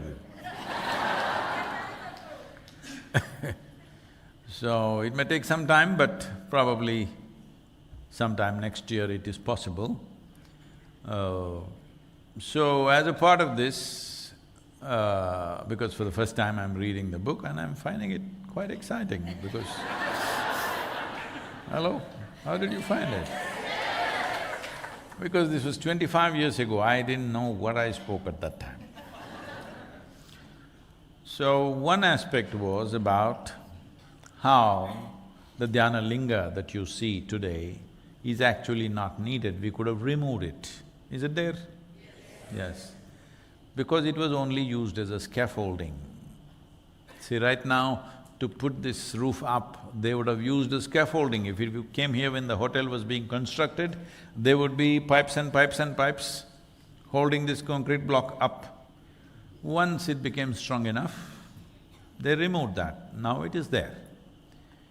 So if you kept the scaffolding, you couldn't use this hall properly, all of you would be sitting behind all kinds of steel poles. Yes? So that's what a scaffolding means, it is needed only when you're consolidating the structure. Once the consolidation has happened, you can remove the structure. But in the case of the building, we will remove it because it will impede our ability to use the hall, so we will take it away. But in the case of these kind of structures, we don't remove it because people still go by their visual perception. They can't simply sit there and feel it, they still need to see something. There have to be cultural elements, there have to be traditional processes and other things, otherwise they won't be able to. If you come into a temple and there is nothing inside, you will wonder, where is it? Nothing to see, I mean to say.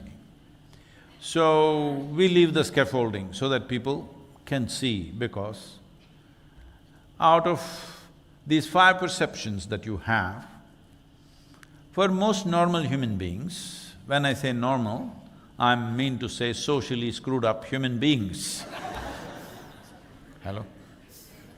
Because they are the majority. Or let me take back the normal word, and you will allow me to take back the word? I'll say majority of the human beings, they're normal or not is up to you. For them, nearly 65% of their perception is visual. Then other things significantly lower. But if you make yourself really sensitive, if you become a yogi, you're practicing yoga, if you become a yogi, the biggest sense perception is touch. If you sit here, this is why always close your eyes, because if you're seeing, it is all distorted images that you're getting. If you close your eyes, you touch things. Life touches you in so many ways.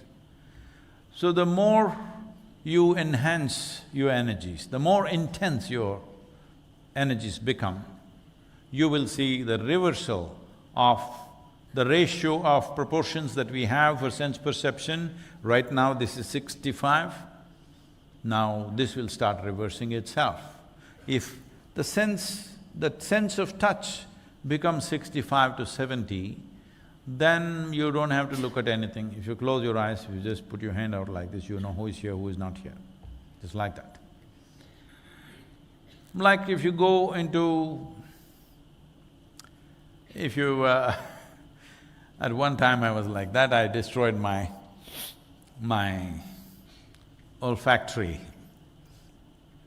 system to some extent. I'm still normal, but when I was at a certain stage in my life, if I walk into a hall, I would know who's here. Not because they're wearing a particular perfume or something, just like that. When I lived, I walked in the nights, I always chose to walk in the nights in the forest. No torchlight, no nothing, just by smell, like a wild animal. All the animals are mostly feeling their life. See, all the carnivores are… among their sense organs, sense of smell is the strongest. They are endowed with this because without that, they will not be able to trap the herbivorous animals, and that cycle of life needs to go on. So, I was just reading some newspaper comments about these 8 cheetahs were brought from Namibia to India because in 1970s they went extinct. They went extinct because cheetah hunting and cheetah pets were very popular among the princes and the kings of the time always had cheetahs as pets, as hunting pets, that you could train them. I don't know, even in the television and everything, they're saying cats, but cheetah is actually a dog. Am I correct? Just look it up. Anyway, well, people are excited it's the fastest animal, but the problem with the carnivores is they are mainly determined by smell. Their ability to see and other things are not that good, but by smell they know where what is. After that they can see, but the first and the most important thing is smell, otherwise they will not know how to find it. The reason why dogs are being used even to trace down criminals and stuff is they can smell you out because it's a carnivorous animal.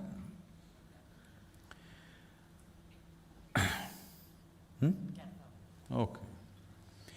So, this process of reversal of proportions of senses is important, otherwise what you see is all there is there. Seeing is not believing for a yogi.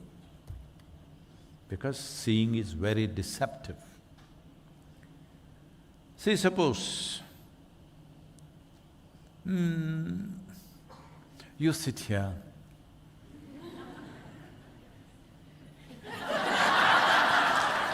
Hey, I'm picking on you because you're right here, okay? Not for any other reason.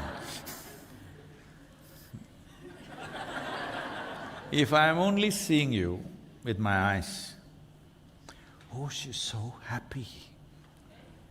All the receptionists are so happy. Hello? All the air hostesses seem to be so happy. No. If you close your eyes and feel, you know who is who. So, seeing is very, very deceptive. Anybody can fool you if all you have is just this. Hello? Anything in the world can fool you. What looks fantastic may not be so fantastic because you see it as it appears, because what you see is only a reflection. You know this? Light falls, reflects upon you, goes and forms an image. So it's just a reflection. That reflection can be jigged whichever way you want, and that is not the real nature of things. So, even in everybody's life, it is true, when you really want to see something, unknowingly you may… Hello? Happens? Maybe it's not very well developed in most people, but when you really want to see something, what's it? Happens, isn't it?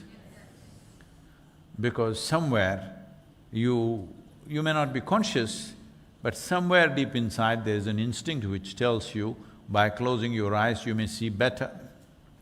Or another reason why you may be closing your eyes is you want to take away the visual distraction so that you can process your thought better. That may also be another reason, but that's a different process.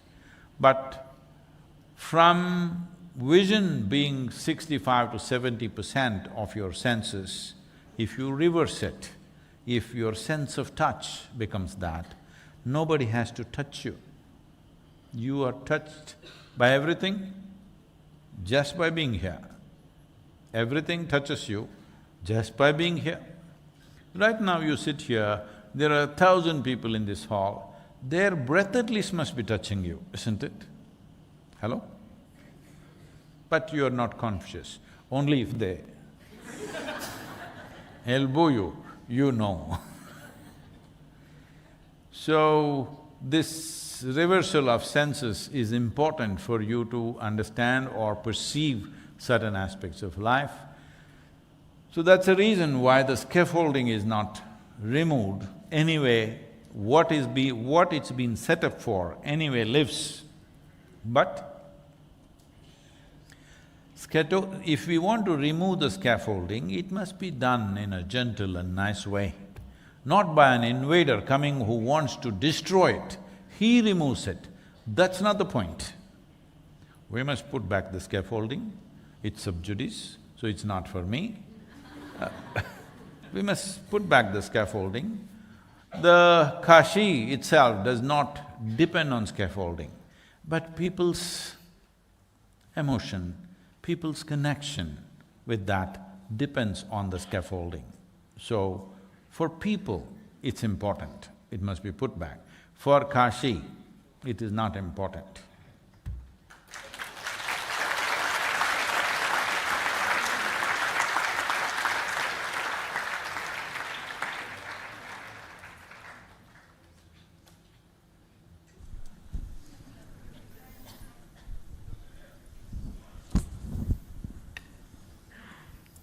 Namaskaram Sadhguru, I am Swapna from Fiji and I have a question on… Swapna from Fiji.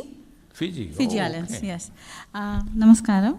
I have a question on the quality of being feminine. As Navratri is coming in 1 or 2 days, I would like to know if it is okay for menstruating women to offer prayers in our homes while we are on our menstruation cycle, or is it okay to go to a temple and offer our prayers while we're on a cycle, whether it is okay or not okay, and if you can shed some light on this, please.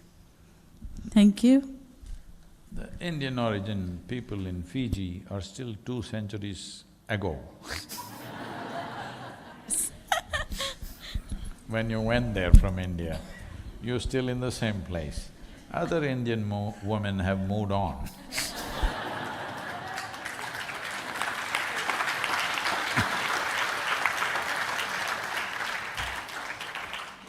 See, you must understand this, why these things were spoken in the past. One important thing is, see, there was never a holiday for a woman. You must understand this. Even now in many homes it's still true. Today is a holiday for everybody, office and school break means a woman is working overtime, okay? Maybe man is pitching in a little bit today, but those days it wouldn't be so. And there was not just one woman in the house, generally there were multiple women because joint families and stuff. I've been in a joint family where there were over 400 people. So nearly about 150 plus women are there. So out of this, some are taking care of children, some are cooking, some are cleaning, some are doing things. Distribution of labor is happening because men go out and work in the fields and stuff, women take care of these things. And I know there are some feminists, but let us look at this sensibly without any prejudice. Tell me, as a woman, on those days of the month, would you like a break? Yes. Especially if it's hard physical work that you're doing. Hello? Yes. If it's very hard physical work, because everything was physical in those days. Cooking was not like, you put it in the microwave, not like that. There's cutting, grinding, lifting, bringing water, enormous amount of physical labor. So those days, they said, you don't enter the kitchen, you be. Now puja, worship you're talking about. See, in my grandfather's place and all that, puja room is like a third of this hall. Huge, there are so many gods to be satisfied. Yes, dozens and dozens of gods and goddesses. The day a woman is allotted to do puja, because different days, different women are allotted so that… because puja is a strenuous process. To do puja means you must take some special water, not just some muddy water from somewhere, special water from that part of the river. You carry it, bring it, clean the puja room, prepare all these things, put flowers, make the prasadam, this, that, a whole lot of work. Worship is not simply, okay, it was an elaborate process. So again, she got a break. If she's at that time of the month, she doesn't have to do it. So generally she was given break from everything because that's the only holiday she got in a month. There are no Sundays, Mondays, Fridays, nothing for her. Every day is on and on and on. At least when she's… in a way, a woman is molting when this is going on, something of the old is going away and something new is beginning to form in the system. And above all, women did not have periods every month in those days because they had children and they were nursing the children. So 2-3 years they wouldn't have… if they have periods, it's only for a few months and again they're pregnant and it will go on. In her life, from the age of 14 to 45 or whatever, if she delivers 5-6 children, she might have seen maybe a few dozen periods, I want you to know. I met a lady in Syria where after her first period when she was 13 plus, she's never had a period till she's 50 because she always had children and children continuously. No, you may say, oh my God, now. At that time, I want you to understand, even in the beginning of 20th century, the population on the planet was only 1.6 billion. Today definitely is, oh my God. All right? So if you look back 1,000 years ago, what was our population? It was in a few 100,000 across the planet. So there's not enough human beings, only wild animals everywhere. And they pick up your babies and go away whenever they want. Yes. How many people in the… before, let's say, 18th century or before 16th century in this country, how many families have lost their children to tigers? Just find out, the statistics are astounding. Because almost every family would have lost one child to the tigers. Today you're worshipping the tigers because their numbers have diminished. But when they were breeding well, they were just eating all over the place. There was enough wildlife, but people had to go into the forest for so many things and suppose a mother and child goes into the forest to pick something, when the tiger comes, the child doesn't run as fast as the mother, so child goes. As it is happening with the wildlife, the older ones will run faster, the younger ones get caught, the same thing. If you look at the stats, it's astounding number of children picked up. So, most women did not have a few dozen periods in their life, or maybe let us say 100 periods in her entire reproductive life. So those days, they said, take a break. From cooking, from worship, from your man, from everything. But today that's not the case. For most of the time, women are not in a reproductive process, that is not needed. So now this period is being looked at as a big thing because it's happening every month. It was never happening every month for most healthy women. It was happening once in a way. So those days they said a break, don't have to do anything.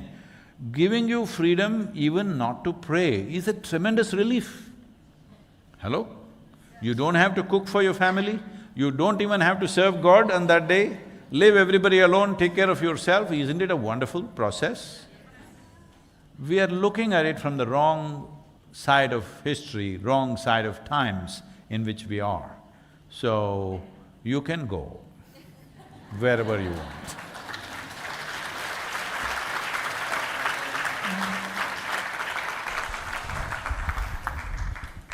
Namaskaram, Sadhguru.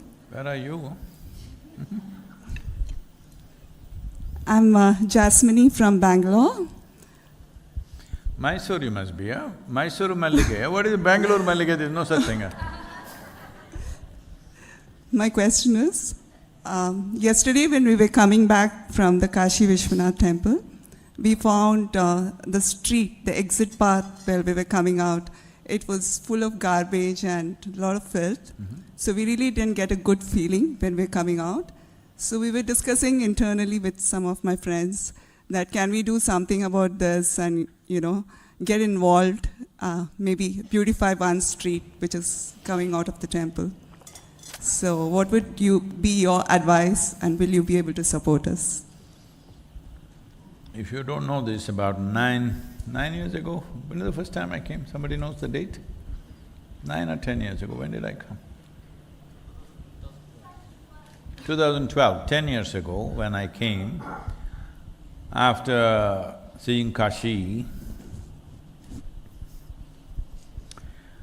I was in this hotel, that was the only time I stayed here, after that we've been staying on the riverside. Some media came to ask me, Sadhguru, what is your impression? First time you have come to Kashi. Can you believe it, till 2012 I had not come to Kashi? Because I'm an inward pilgrim, I'm not a pilgrimage person going from place to place. So, they asked me, I said, it's fabulous and filthy. They said, oh, how can you say this, da-da-da. Some people printed some negative things, but rest of them understood. I said, see, this is the whole problem. If you remove the filth, it would be just fabulous. But right now it's fabulous and filthy. Anyway, you have not seen Kashi at that time. Today what you're seeing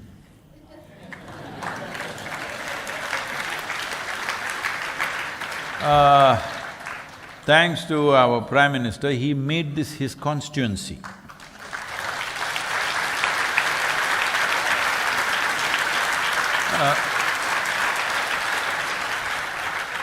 He made it because though his strengths and his political growth is from Gujarat, he made Kashi his constituency, and that was a very visionary and a bold thing to do, because to go and win an election, a crucial election, in a new place, not from your hometown, is generally considered politically stupid.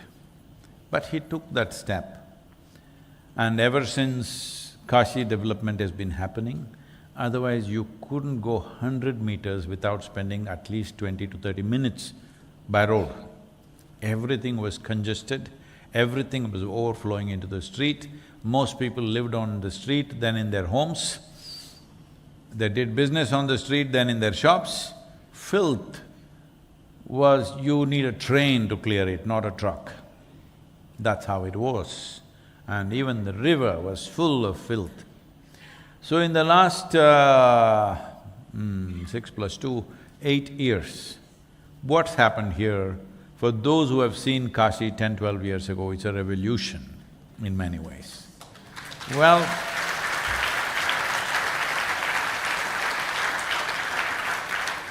first of all, you couldn't enter the temple. There was… because of this property dispute that is going on, it's sub judice. But whatever was entry was left was like this.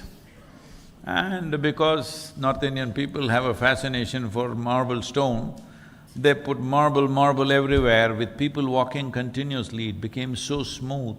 And the day I came, it was drizzling a little bit, and I saw two older people who become old. Maybe they were younger to me in years, but people who become old, they just slipped and fell so badly. Even I was having trouble walking because it's slippery, it's just become so smooth over time. And when I came in, the priests who were there, I told him, who is in charge here? I will do the granite flooring for you where people don't have to slip and fall. I'll do it free of cost for you. Please, who is in charge of this? But it was all over the place, it was run in a certain way, I don't want to go into those details. It used to be a bad experience to come to Kashi. In spite of whatever you saw it as a great thing, people made sure and the situation made sure that it's a bad experience for you. What has happened in the last 8 years' time is miraculous. Now there is a proper entry, there's this, and of course there are disputes. You saw those small patches which are not fixed, small squares, just something like 15 by 20 kind of square, not fixed because that's disputed property. It belongs to the other community, it's in the court. And we can't sit down and talk to each other and say, okay, you take this piece, I'll take this piece, let's settle it. No. Because certain people don't want a resolution, because problem is an investment. A problem is a great investment for a whole lot of people, because many people have risen to power over problems of other people. If you find a solution, then what do you have? Where is your ladder to climb? So this is going on, hope some judicial reprieve will come and they will settle these things. I think they're moving in that direction. Because everything is there, because this is not like other places where there was a dispute about property. Clearly, there are historical documents where clearly Aurangzeb has given a written order that this temple should be demolished. So whoever his men who came and demolished, they gave a completion report. That temple has been demolished, we are building a mosque using the same material, all these things they have given. So these historical documents clearly preserved and saying this, so there is no really property dispute, it's more settling the communities now to ensure that it doesn't go up in flames, so that everybody somehow settled one way or the other. It should be done because otherwise these festering wounds in a country is not good long term. It will… now that it's come into people's awareness, you can't just again put them back to sleep as they slept for a few centuries. So, having said that, should Kashi be built back? We don't have to think on those lines. Let's see what the… Because we believe in the constitution more than anything right now, according to the constitutional law, whatever happens, everybody should go with it and be done with it, because you cannot refix history. Hello? Terrible things have happened everywhere in the world, one way or the other. Terrible things have been done to somebody or the other. Here it's been to the majority community, but it doesn't matter, because we should not forget it, but at the same time, we shouldn't be poisoned by resentment because of what terrible things happened in the past. Terrible things happened in the past, if you forget it, similar things may happen to you again. But the important thing is, people who identify with those people who did terrible things. Today's communities have nothing to do with the invaders, but unfortunately, certain number of them identify with those invaders. Such people should come to some sense of remorse and reconciliation, then this will be gone, because it's about everybody's life, not about fighting over what happened 300, 400 years ago. It's important that today's life goes on well and tomorrow's life goes on well. Well, yesterday's life was bad, so we don't have to spread that rot into today and tomorrow. So, this wisdom is needed, but going by the constitution, I think, is the best thing, because that's a guideline for everything. Here we are. Already www, I walked into your minefield.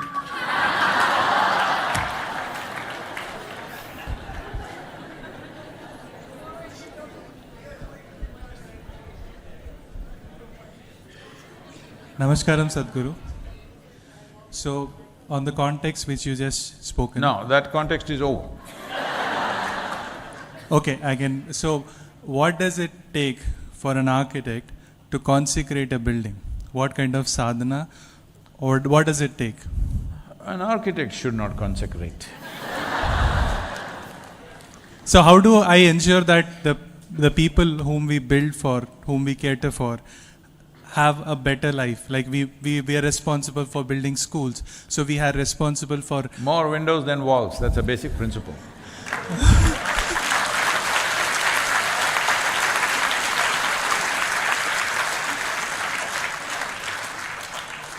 Can there be any process of scientific… like you always talk about scientific process, making things scientific. Is there anything that you would want to give to the architects for this country, or… So, free architecture lesson. What architect? Please sit down.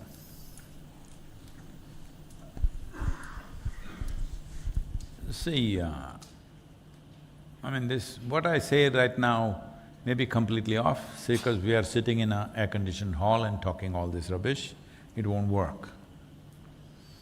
But the way the climate is becoming, the way things are, can we really live with open windows?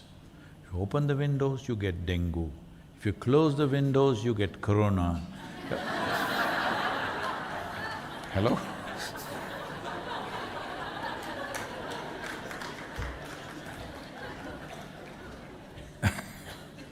For any sensible architecture of buildings to happen, first of all, there must be a sensible architecture of humanity. See, for this building, let's say we need 100,000 bricks. But if you use 500,000 bricks, what'll happen? There'll be no place to live. There'll be only bricks. Right now, slowly we are becoming like that, because it's estimated by 2050, we could be nearly 10 billion people. Only people. All other species are evaporating from the planet. But the architecture of life is such, they must be in trillions and zillions, we must be in an appropriate number. We are going towards… trying to go towards a trillion.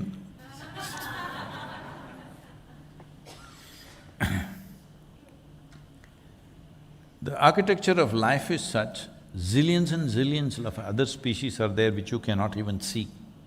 By the time you can see life, already multiple zillions, hundreds of zillions of lives are thriving before you could see a small insect or a worm.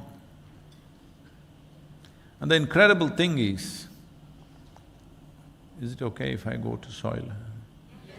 Somebody yesterday accused me, Sadhguru, these days you're not talking any spirituality, you're only saying soil, soil all the time.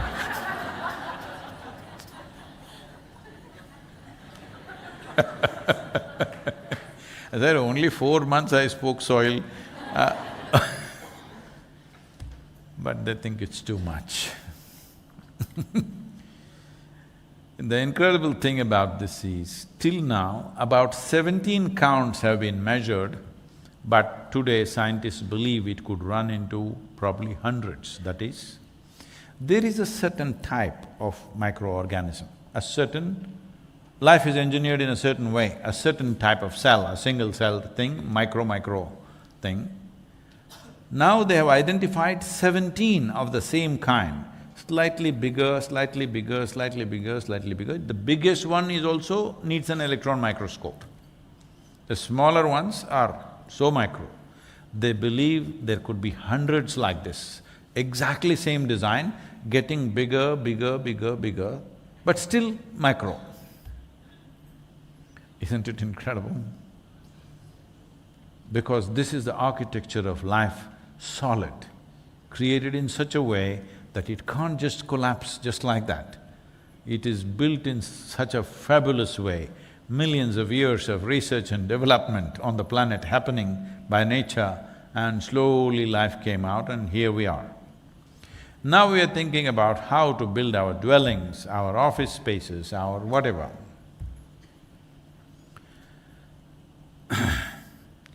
See, we need so much infrastructure,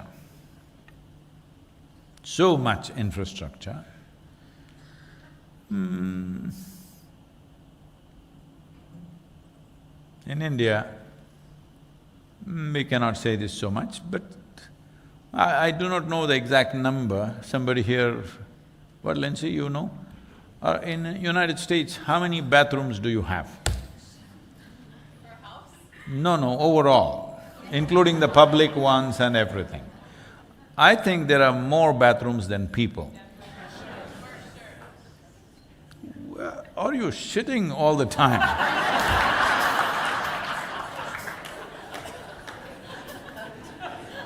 More bathrooms than people. In India, today the government is very proud that they built some 10 crore bathrooms and things like that. Well, because we were doing a more eco-friendly thing till now.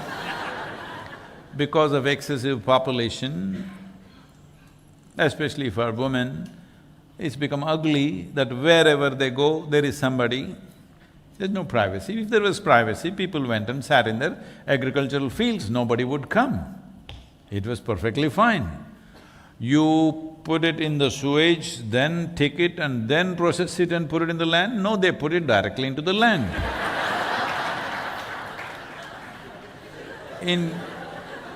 With the concentration of population that you have, you can't do that anymore, it's become ugly. But otherwise, that's what I was advertising when we were first going to Kailash. They said, Sadhguru, what are all the important things there? Okay, definitely there's glorious Kailash, but the most important thing, you will have the most spectacular toilets on the planet. Really? Yes, because the view is fantastic.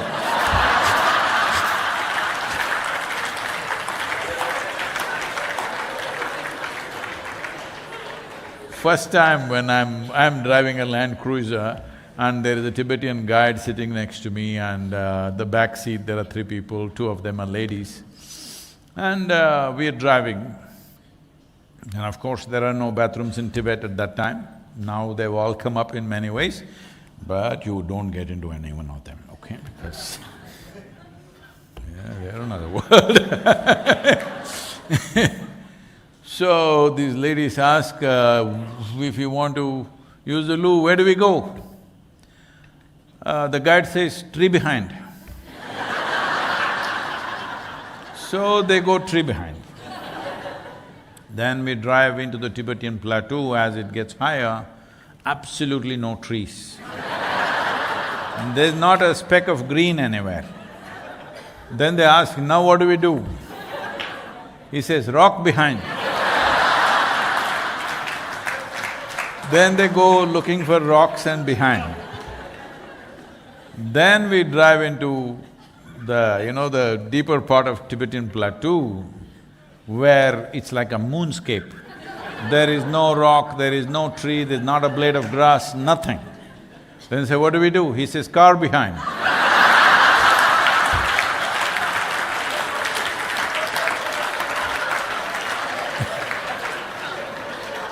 So, if there was no so much of human population, even if there were a lot of microbes, it would be okay to do it. It's the human eye which makes everything difficult, isn't it? Hello? So, architecture. How many bathrooms should we build? How much window space? How much da-da? Everything has gotten twisted out because of so many things. So there are practical realities of today that you cannot really build an ideal building unless you're building one lone space somewhere all by yourself. In 100 acres you're building one house, then you can build it the way you want. Otherwise, you have to go by the social norms and situations. Variety of compulsions are there in a given society. You have such aspiration, you must come to III in Tennessee. We have 22,000 acres of land, and now we've committed already that we will build only 30%, 70% is committed to conservation. So here we want to build in such a way. Initially we have built whatever we have built, but we are looking at how to build both workspaces and living spaces in such a way that it'll be unique and not subject to social norms. People build in such a way that it's healthy and well for them and for every other life around us. But you need to understand this. Those of you who've grown up in cities have become like this. Even opening a window and closing a window is a problem, all right? It's always shut, AC is always on, 24 hours, boom, boom, whatever the season. This attitude you must change. You must experience a little bit of heat, little bit of cold, little bit of sweat, little bit of freezing happening to you. All these things are needed for life to thrive. Otherwise, you become like a lab rat who suffers just about everything. See, just observe this and see, across India for example, it's true everywhere in the world. What is the urban mortality for COVID? What is the rural mortality? Please look at it. People will say, "Oh, that is because urban concentrations are higher." That's not the only reason. Because the very body is much stronger and better because they're living exposed to elements and nature, bodies in a certain way. In these 3 years, nearly 3 years now, I have never tested positive. And I have not been living in seclusion, I have traveled more than I was traveling earlier. In this 2.5 years, I have done enormous amount of travel. We have run campaigns and people always think I must inhale their breath, so they always come close to me like this because they think, because of these things, because a yogi means he feels their breath. They come and speak into my face. A little distance means, yes, yes, yes, and they'll come here and speak. So they're falling all over me, but I've never tested positive. There must be something to it, hello? I'm not claiming I'm a superhuman, I will not die because of corona. But whether it's your genetic strength or basic structural strength of the body, all these things are determined by how much life is happening to you. When I say how much life, temperature variations, wind, water, different types of water, different types of air, all these things matter. But now you're trying to incubate your children like a laboratory. Oh, they could… if you do this, they may fall dead. Yes, because you become more… the more protected you are, the more fragile you become. So as architect, I must tell you something that it'll freak you. Shall I? You know, this has been something, a fancy that I've been wanting to do because I've designed almost all the buildings in Isha. But always we are on a shoestring or worse budget. So always trying to design everything with budget on the mind Plan A, Plan B, Plan C I have. Always they've made sure I settle for Plan C. So I've been thinking I must build some home or something where budget is not a limit. At last somebody has offered me such a possibility. I've taken up a job, they don't pay me, of course,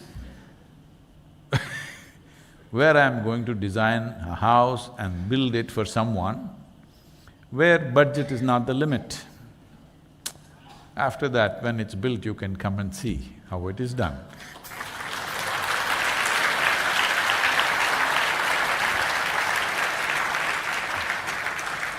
You know, getting little fanciful at 65, huh?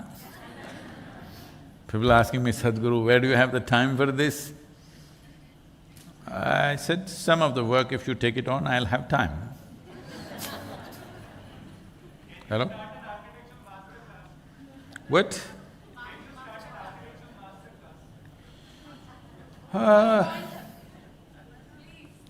See, almost 9 years ago, we thought of starting a design school because there are thousands of designs in my head, which few things I write and some of our people make it. I'm saying from simplest things that we have done, everything largely designed by me. These days, our boys and girls are doing wonderfully well by themselves. But most of the things that are done in the last 25 years were designed by me. So I thought I said, get me one computer where I can design some things and make it real. They got me the computer, but I have not had the time to open the damn computer. So I thought we'll start a design school where I can go and speak and younger people will put it on paper or whatever else on computer. But work has been breathless. We're going at a breathless pace and been planning to reduce it, but it's increasing like crazy. So, in the next 1 or 2 years, we may have to do the amount of work we've done in last 10 years may happen in the next 1.5 years, because it's become very global and all over. We have invites from dozens of countries, from the heads of state to come and establish many things. So we are looking at that. So, architects who are building their own homes, we may need them.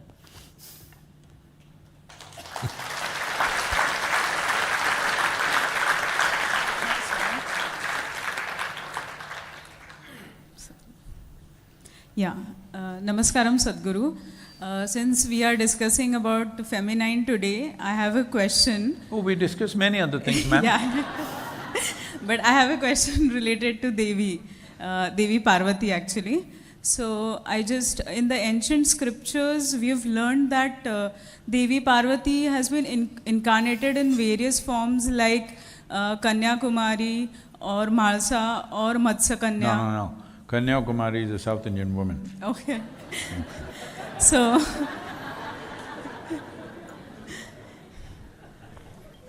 yeah, so Parvati is from Himalayas. You know what it means? Parvati means the daughter of Parvat. Daughter of Parvat, yeah.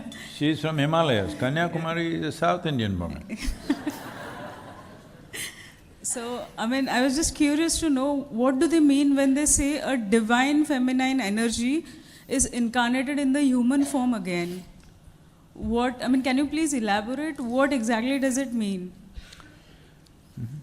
Yeah, thank you. You have to change your definition of the divine because you've been overly influenced by outside cultures where they're always thinking divine means, shh, it'll come like this.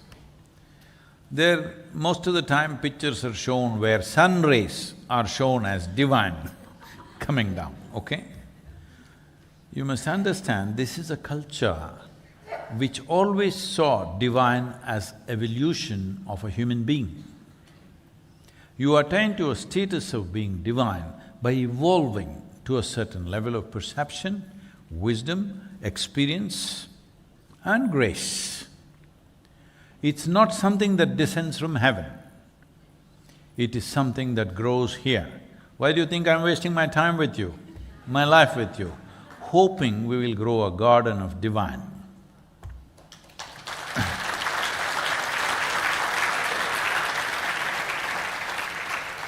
All of you clapping, you think I'm wasting my time.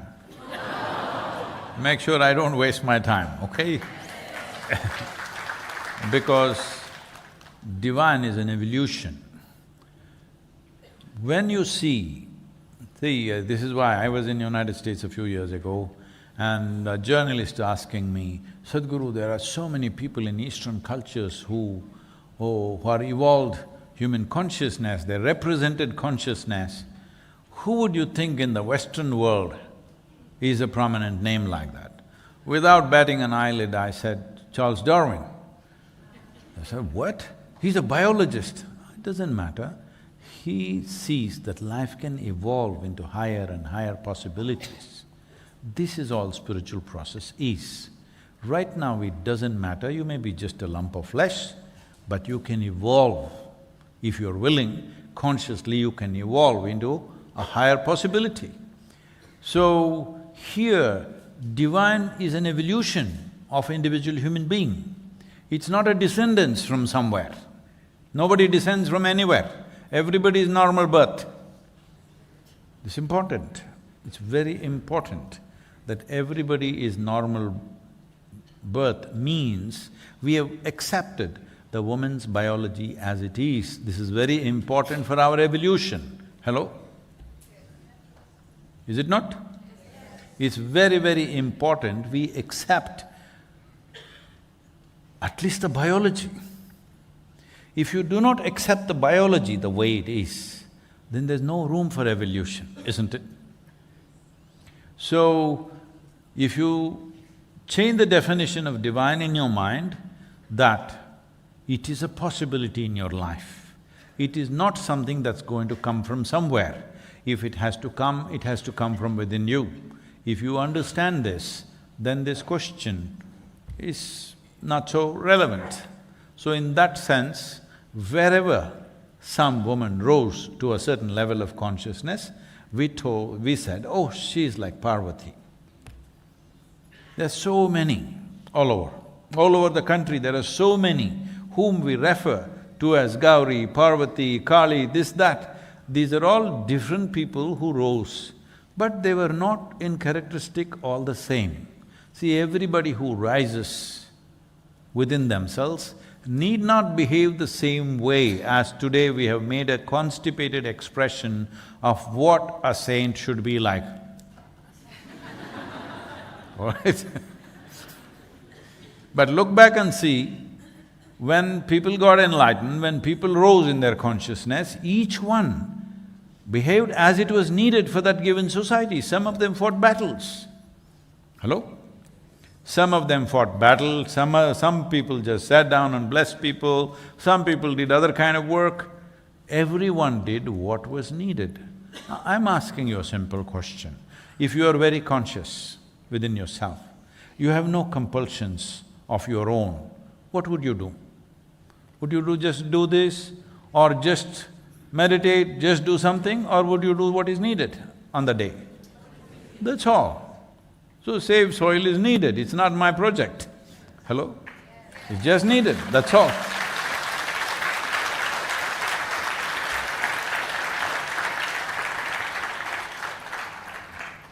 So, do not judge them by their expression or their looks. One is Gauri, she is fair. Another is Kali, she is dark. One is pretty and beautiful. Another tongue hanging out and like this. Both are equally worshipped. Hello? Because at that time, they were doing what was needed in that given society. We are not defining them because of their actions. She is carrying the head of a man who's just been beheaded. You think you need this woman? You don't need that woman today, but at that moment, she was needed. So, this is something that you have to come to. You do not either define your life or somebody else's life by the actions that they perform, because actions are only relevant to the times in which you exist. It's got nothing to do with me or you. Maybe you have become so identified with things that you do. See, the thing is right now, if I do yoga, they say he's a yogi. If I ride a motorcycle, they say, oh, he's a motorcyclist. If I hit a ball, they say he's a golfer. If I go a trek, he's a trekker. If I fly an airplane, they say he's an aviator. You're going on identifying with the actions that one performs. Actions are as relevant to the given situation and the times in which we exist, isn't it? Actions have nothing to do. If you're truly conscious, actions have got nothing to do with this one. Right now, if you're performing actions to become something, then actions have something to do with you. Now, you are doing some activity and that is what makes you who you are. Then you get identified with activity. That is not the nature of one who is conscious. Actions don't decide who I am or who anybody is. Actions are determined by the situations we exist right now. So you must redefine the divine in your mind, that divine is not something that comes and drops from somewhere. Divine has to be grown here, nowhere else it can be grown. It doesn't grow on the trees, it has to grow here.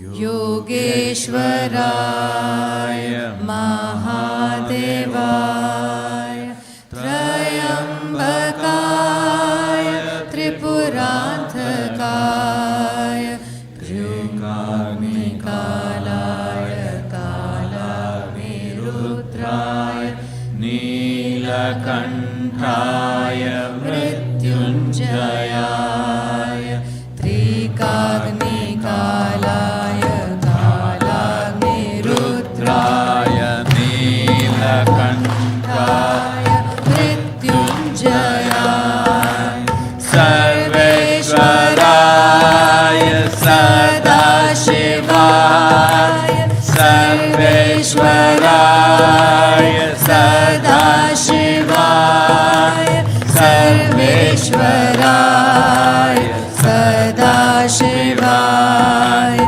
Sarveshwaraya Sadashivaya Mahadevaya Namaha